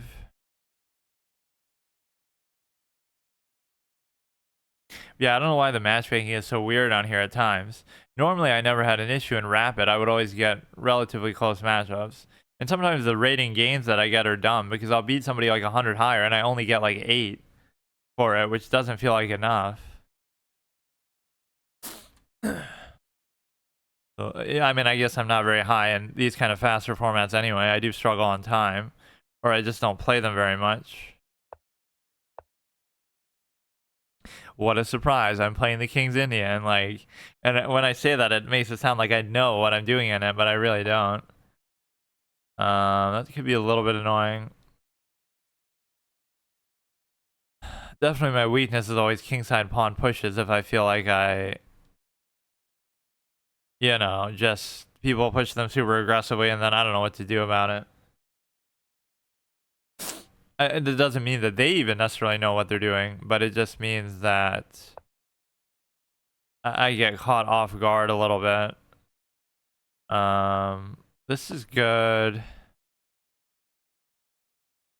That's the biggest lesson though for anybody in the opening, is just like, don't actually try to do anything in the opening, because if you do, people are going to know it better, or it's not going to go anywhere. So just assume the opening is boring and stale and meaningless, and just try to survive it and get through it by doing as little as possible, and then you can figure something out later. And that's what's deceptive too at a low rating or some of the faster formats. Sometimes you will win in the opening or get an advantage in the opening, but it's only because you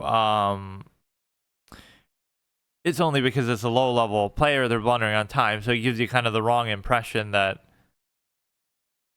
you know, that's the way to play. Like, you get rewarded for it, so then you think about it a little bit differently. I don't know how much consequence that move really has, but you can pull this out. I kind of want to do this actually too. So you take there, attack the knight. You'll be able to pretty much trade for it almost anywhere, unless they go back. We can go here. They're hitting that. Doesn't seem to matter too much.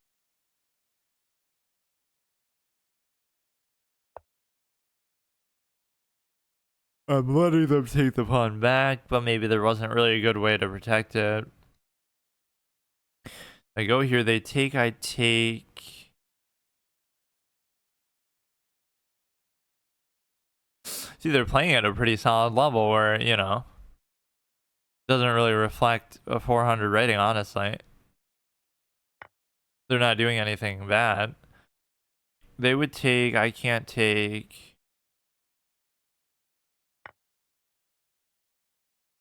Okay, there's some innocuous, stupid knight move that I don't want to make, but I'll do it anyway.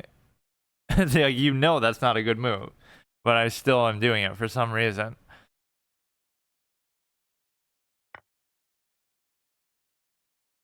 So what you can do now is you can take this.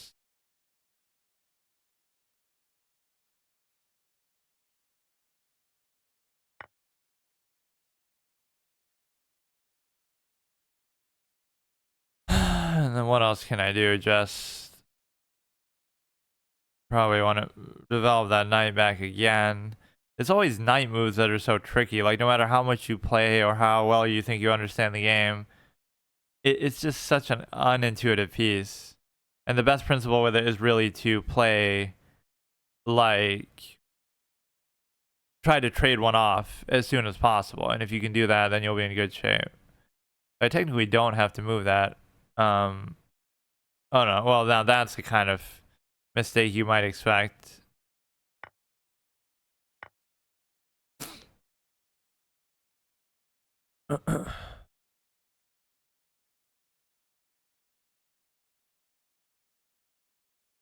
And that's also the deceptive thing about lower rated tests is sometimes a lot of the outcomes are sort of unforced. You kind of just have things happen that are not, you know, it's not like I did anything that special there, right? So it ends up being where, I don't know, it becomes the sort of thing like, oh, well, it could be easily prevented. So once you get to a moderate level, those sorts of things just don't happen. So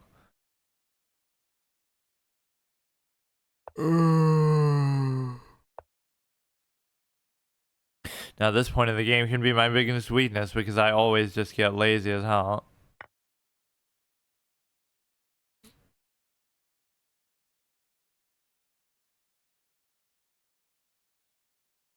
I love these provisional boosts though. Like I could play Blitz now and I'll get to like 2,000. Not really, but good game.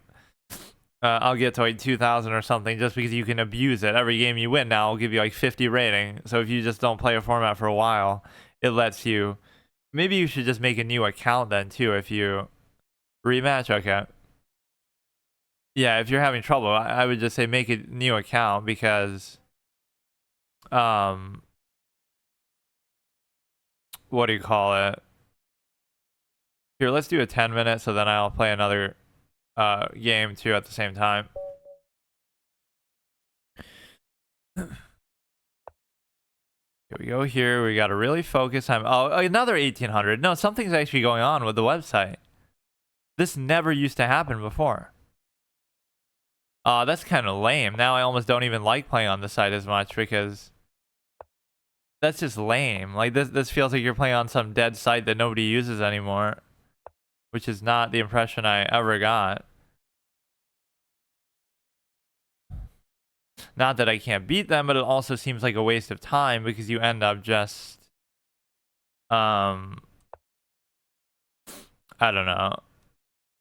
Yeah, they're casting quick. I don't really like the way this bishop is sitting.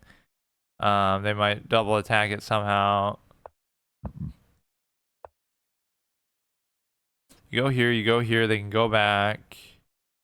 And we go like this. So the dark square bishop is a real curiosity here. I have no idea what I would be doing with it. This bishop positioning is just not very good. I don't know how that happened. They would take.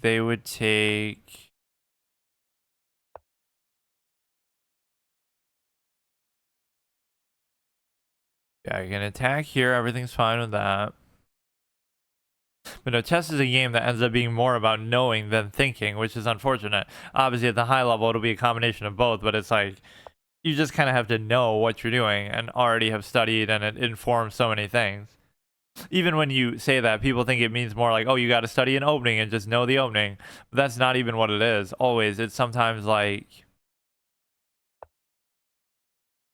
it's a case where you study the game for such a long time that you have a certain understanding of position. So it's not about, oh, I know this exact opening line, although that is a relevant consideration too.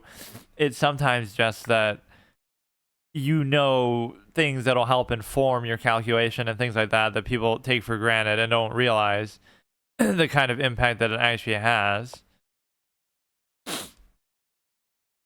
Okay, I'm actually kind of playing pretty fast, which I like, but it's going to lead to mistakes. Look at the confidence that it shows. Like somebody 120 rating less than you is playing so fast. Like I actually know what I'm doing, even though I have no fucking idea. So you can pin it down. I should really just trade. I mean, I always extol the virtue of trading. There's no reason just not to do it. You shouldn't expect to get any little gains here or there either, because they're not going to be very good. Like nothing's really going to happen with it. I would like to queenside castle, but there's really no way to even do it.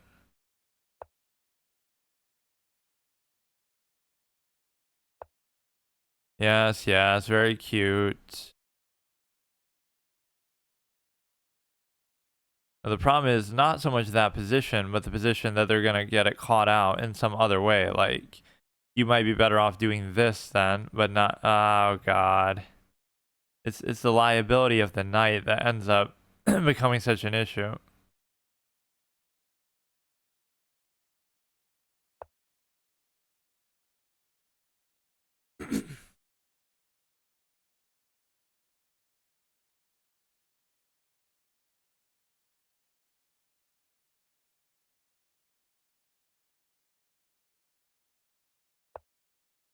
They push a pawn. I can just take the pawn.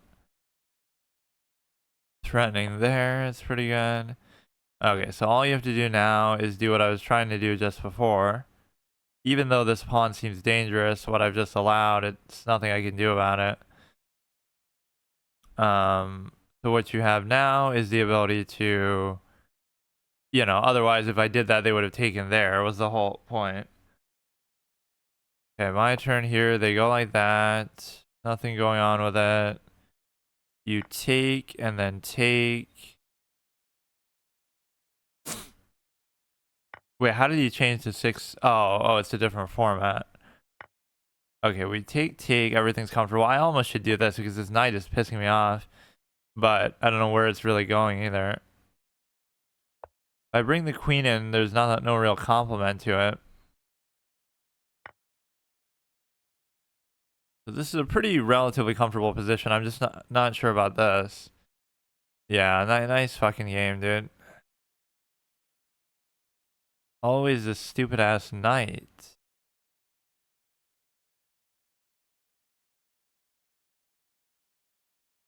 Oh, is that really gonna be what happens to? But no, I could just raise. No, I can't raise it though. But how does this happen with the knight, man?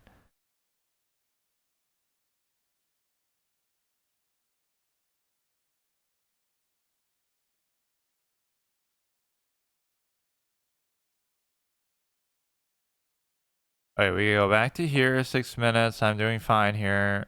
This is like a simul treatment. Like, you gotta decide which. That's actually a pretty good move, too. You gotta decide which element is going to be relevant as far as,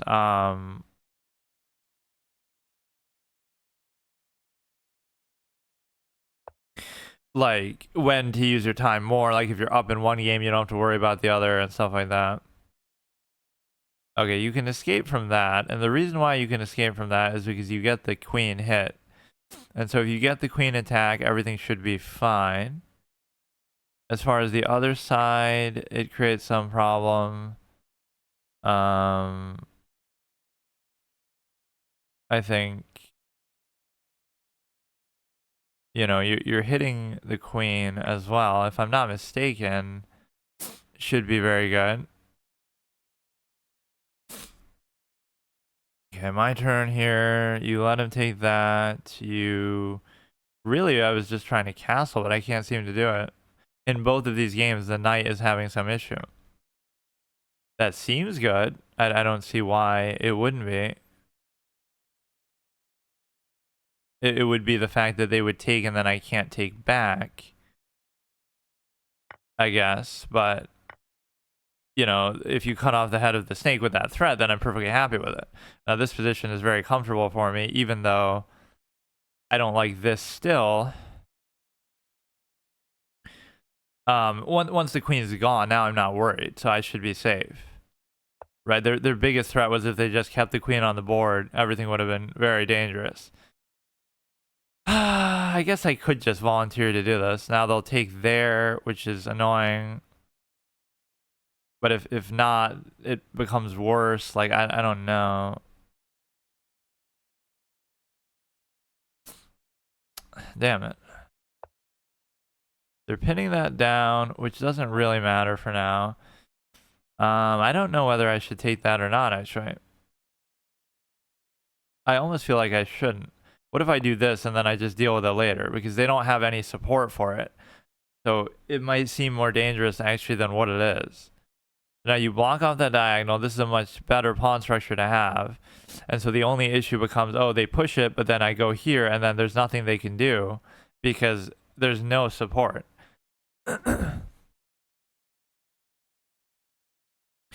6,000 games played. Okay, reasonable. You take here, everything's pretty much comfortable here. They move that. I can raise this. Once again, no support.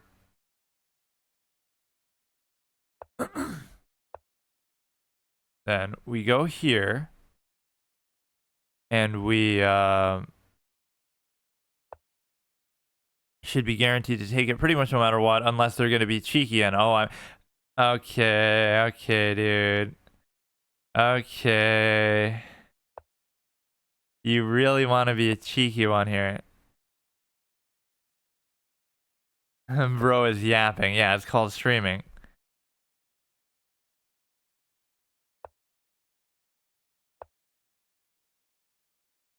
Okay, you go down here. Everything's fine. Just pull this out. Okay, you want to play risky like this, huh? Now, no.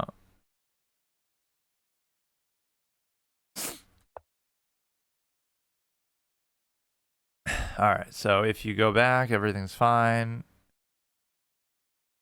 And he's doing all this for this past pawn, but it's just not a real thing. I don't think there's any possibility that he could actually turn it into something here.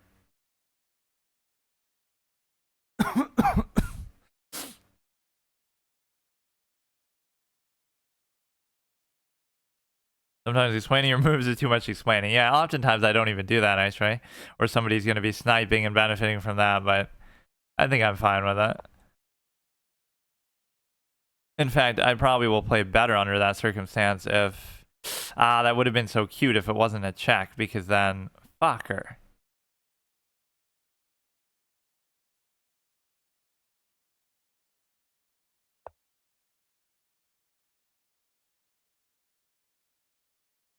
But no, I don't even care. Like, that, you know, somebody could snipe me, somebody could do whatever. I still should be fine. If I trade a rook, I should be in very good shape because of the simple fact that they have no rook on the board. So then it's one rook versus a... That can sometimes backfire, though, too. It's two pieces versus one, even though my piece is better. It depends how well they use it. But I would take that position most of the time, and I'd be happy with it. So now if you do this, they take, but then I... Oh, no, now it doesn't work.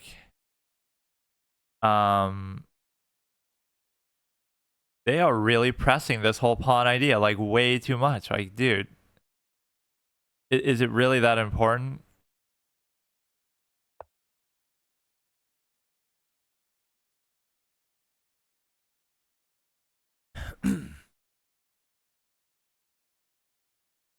Sneaky king move, yeah, that was really frustrating because I would have won the game. Like, I literally won the game if it wasn't for that.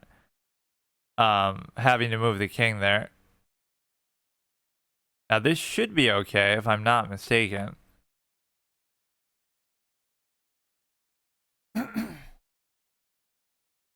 Bro thinks he's actually playing a 1600. I am a smurf without even knowing that I'm a smurf. Okay, can I just fucking... What do I do here? I can take a pawn. Oh, that's actually dangerous as hell. I go back. I'm more than happy to wait. Oh, no. They have to choose, though. Okay, I better not fuck it up now, though, because this is still a very complicated position. I don't know.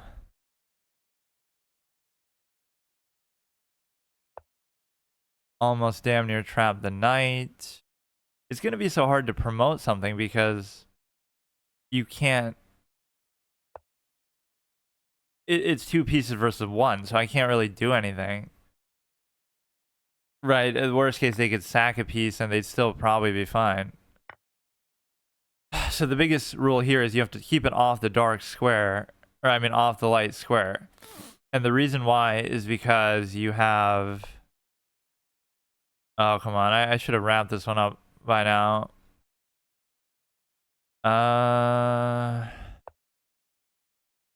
Okay, my turn. They're here. This is like a literal GM level position. Like, who the fuck knows how to play this? It's so random. Like, holy shit. Like, this game has never been played. You could try to use an engine here and it wouldn't even be able to help you because there's no data in the database. Nobody has ever played this exact position. Free pawn. This is why you say don't trade a bishop and a knight for a rook. It's a simple endgame rule. Well, if it is, I certainly don't know what it is. Okay.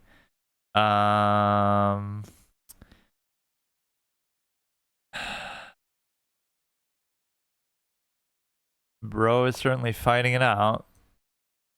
I mean, in all reality, it's probably still a draw. Like, you wouldn't even have to think about it. You can try to play it as nuanced as you want, but it's probably a draw. Okay, we take here. You go there, everything's fine. I don't even care about that knight position. Octopus knight is very cute. We go here, everything's good. And so now they give it. Oh, it's still a fork though. What the fuck? I'm too slow. Here you try to force it or rush something, but you don't really have to. I can't do anything to that.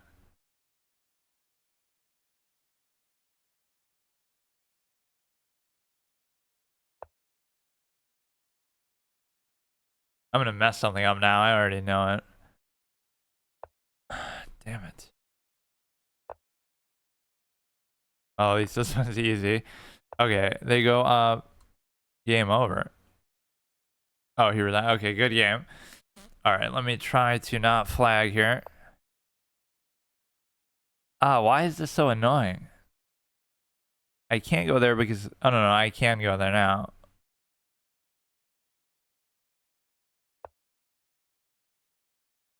And it's pinned. So you take there. They check, but they can't even check. You go here. I just have to watch for a fork or something cheeky. It's gonna be like a multi-move sequence that results in a fork somehow.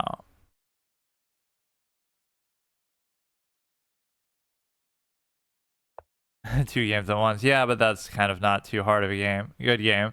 Let's see. Just go here. Oh, I don't know what he's even up to, man. Wait a second.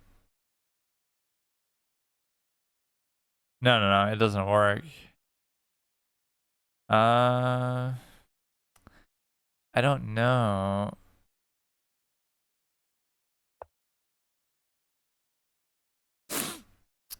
Bro is proving he's an 1800 though, because like normally it's not like I'm up by that much though, or I wasn't at least. Okay, you take the pawn. I don't care.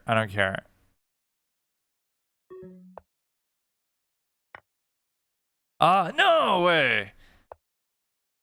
You're a fucking piece of shit, man. Yeah, you're really cute, dude. Fuck you. Yeah, you really think you deserve that. So fucking trash. Yeah, okay, fine. I won't play multiple games at once and give commentary and stream and be jerking myself off at the same time. So fucking trash.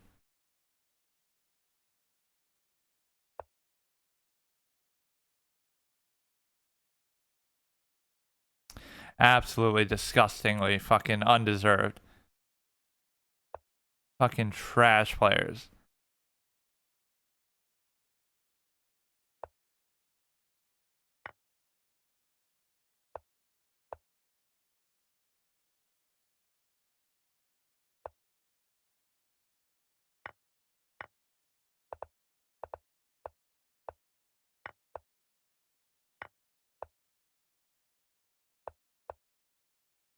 Yeah, that's what an 1800 looks like, by the way.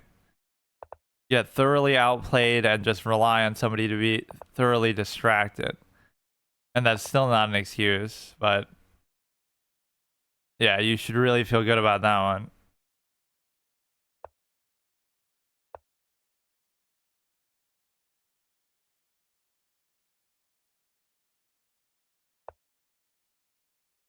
Cope with what? The fact that I'm better than an 1800 and I could beat them 100 times out of 100?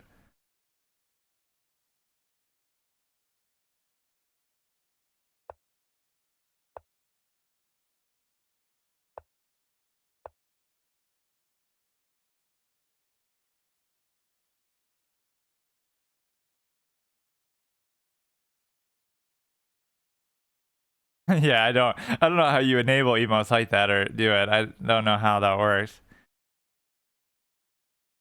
You could do my newly added shush emote to make me shut up about bitching about that, but I don't really care, dude. Like it's like a waste of my time because a matchup like this shouldn't even be happening, first of all. Like I don't even care. Now he's only gonna gain like 4 rating or something insignificant. Right? Like it's a waste of both of our times, but realistically, bro can't even fucking solve it. Like holy shit.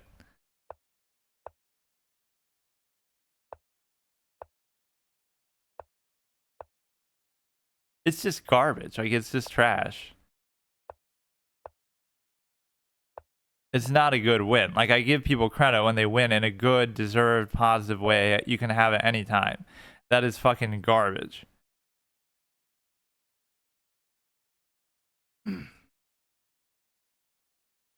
There aren't many people at the level 1800, so this would be really. There should be plenty of people. 1800 is not like some crazy rating. The fact that you blunder like a 200, but I mean it's obviously time, and I'm distracted. But whatever.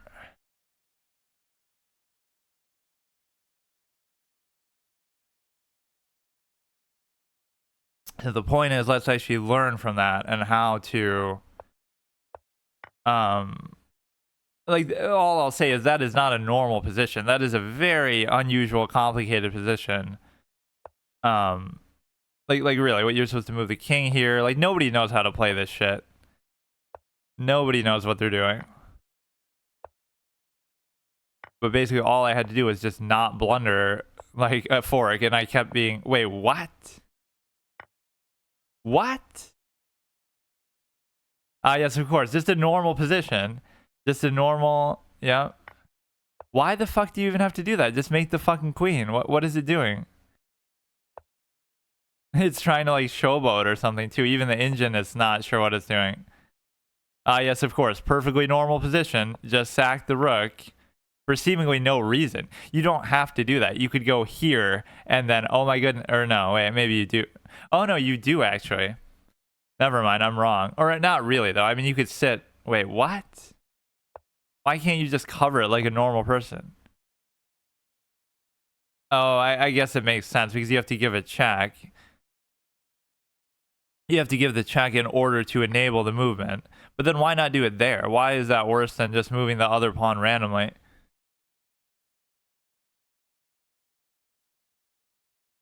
Complain about losing. I'm not complaining about losing as much as the circumstance. This is why you should buy chess.com premium. I mean, I don't really use chess.com now, but yeah, I don't know what is up with the matchmaking lately. It wasn't like that before. Seems like I'm banned because I played too many games. Yeah, that's what I was thinking. I don't know why else they would do that. Like, why are they flagging a 400 rated player? It's not like, oh, they're cheating to get to 400. Like, they aren't doing anything, you know, that big of a deal. And that happened just yesterday too, in terms of whatever. Can I just not get an 1800 because I don't really care about that? Yeah, 15. Yeah, fucking. Now I'll get that 4 rating back because this is another kind of busted matchup, almost 100 off.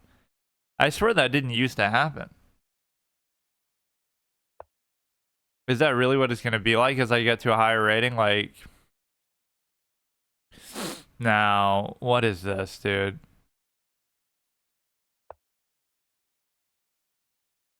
No, like, I'm a pretty honorable, objective player for the most part. Like, that one just When it's deserved, I'll say it's deserved, but it's just not.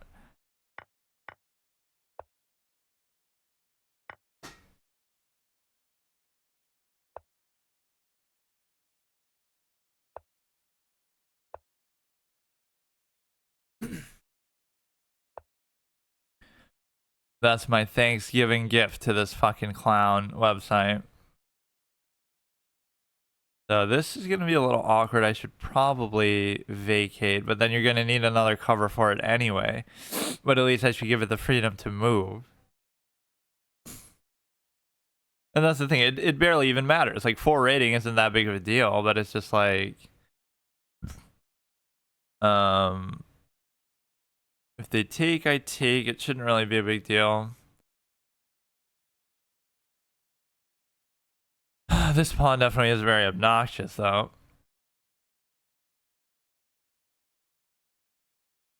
Or wait a second. Oh shit! I just cheated my thing. I have to change my.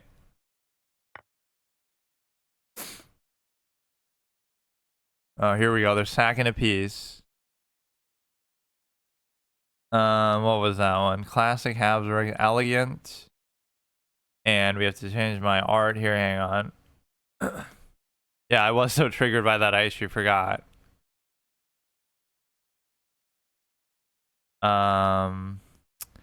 This is number 3. Luigi's Mansion Super Hard Mode Blackout Challenge, 200 HP. Try to go through every room. That was very fun.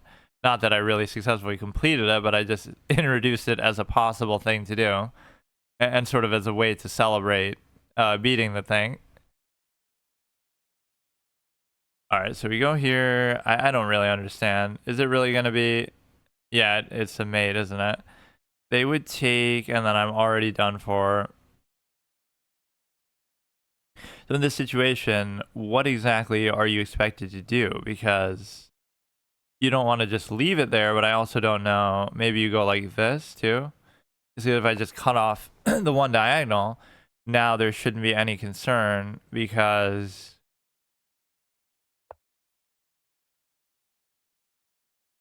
Right, now you can do it. Because now the light square diagonal is no longer... Well... It's a dangerous proposition, but it shouldn't matter now because you can't take that and... Like, really, though? You're really gonna play like this? Okay, you still can't do that. Even if I move the knight, you still can't do it. Because the queen is covering.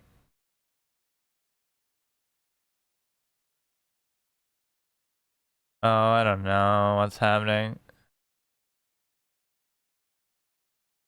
Now the knight's gonna come in. Oh, here we go. I guess I can afford to lose that because you have I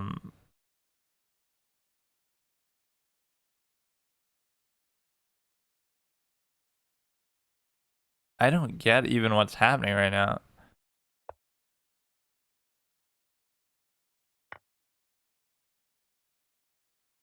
Okay, I can't do that.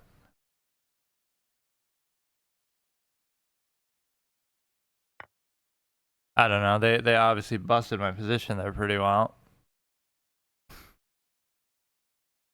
I'm just so sick of this. Like, the way people play is so fucking annoying. And what I got to do is maybe take more time in the opening then to deal with that, but... Like, who really plays like this? Is this actually, like, a really accurate, high-level thing, or is he just doing random shit and getting away with it because I'm obviously bad? I think the problem is now, if I go here, you'll... No, I can block it, though. There's gonna be something else, though. I don't know. I kind of just want to trade, but they won't let me.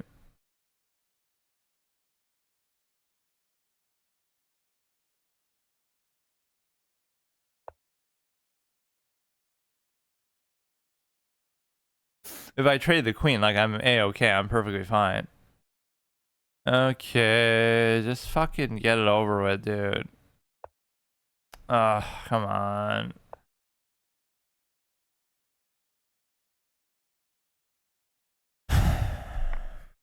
Okay, that's fine. That's the worst possible thing you could have done. Because, well, I mean, you're still in a good spot, but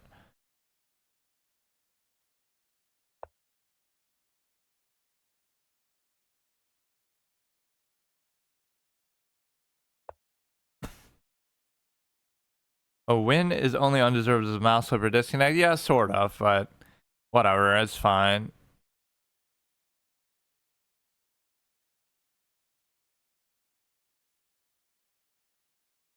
Entire king side gone.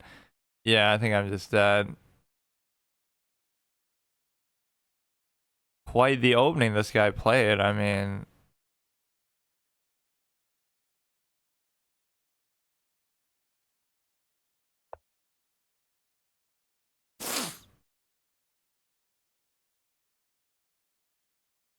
I don't care.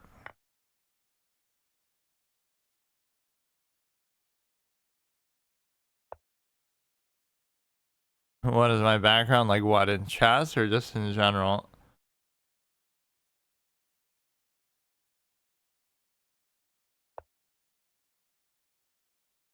Okay, this would be actually kind of good if you can, but I can't really do anything to push it out. I should just develop.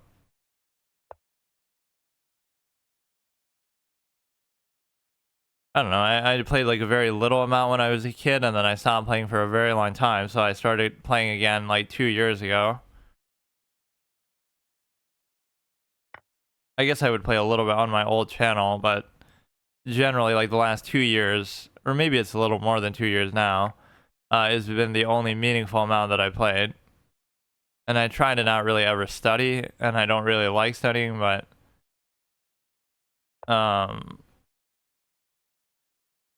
like I don't know any openings or anything, but it's kind of like it shouldn't matter at this level, but then it always ends up being where it does kind of matter. Okay, that was really bad, actually, wasn't it?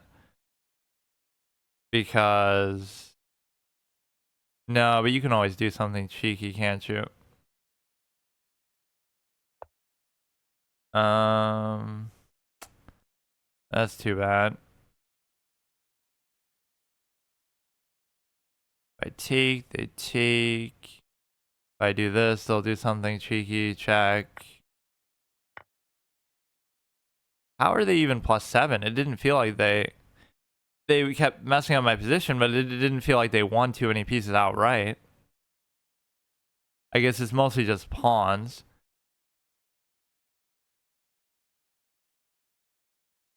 You should never play after a game like that either because it's just so annoying.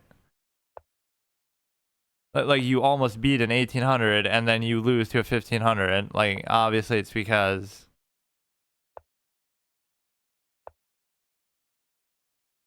I don't care. Just hurry up.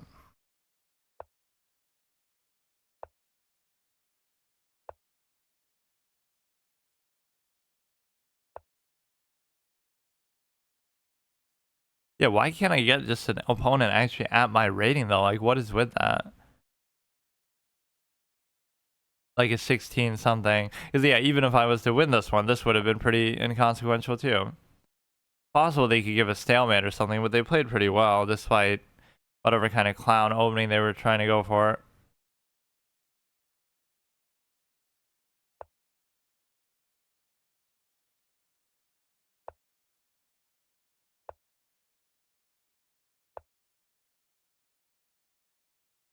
Alright, hurry up, man.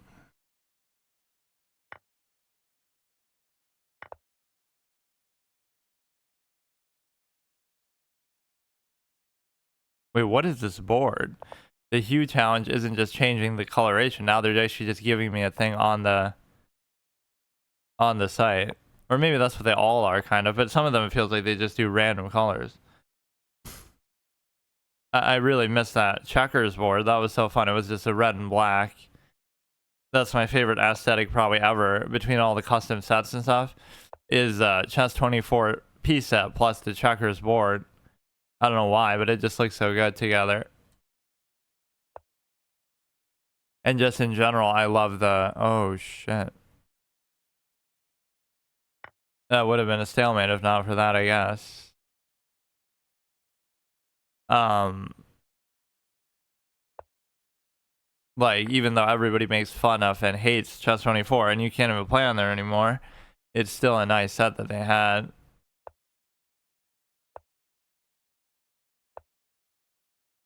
Like, even this win is more deserved than the other one because they just did something good in the opening, I guess, and I just didn't know how to deal with it, so that's fine.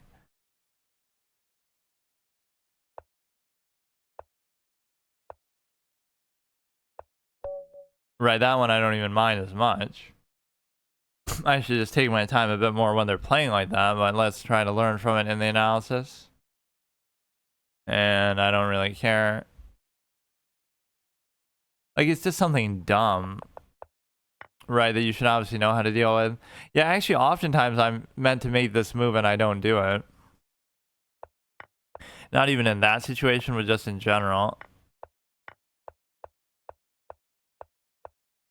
You could push the pawn, and you could also...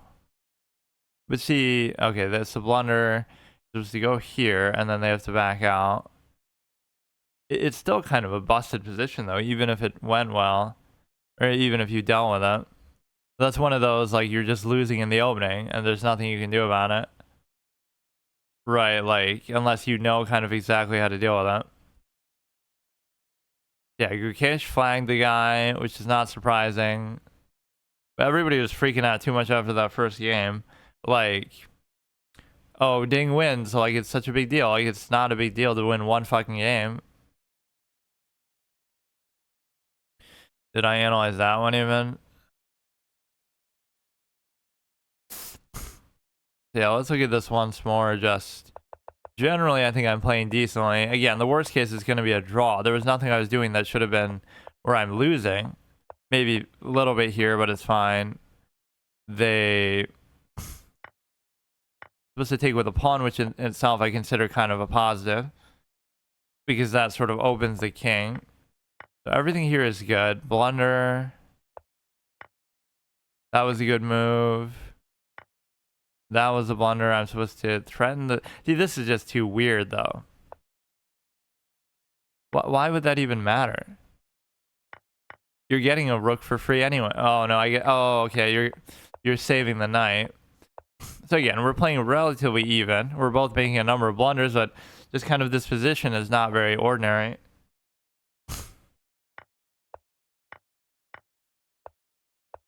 So again, all you have to do, despite how complicated this seems, you know what you should almost do? Is you should play for a draw. Like, I'm trying to play too much like I'm actually doing something. And by doing that, you know, I end up losing. Like, what do I do here? Where does it even happen? Oh, there. Right, and of course I'm down on time. Like, how much time do I have here? 106. I guess it's not that bad, but I should have just... I don't know. Because I don't even mind, like, oh, I don't care if he takes the pawn. That doesn't bother me. But obviously the fork happens. Okay, see you tomorrow.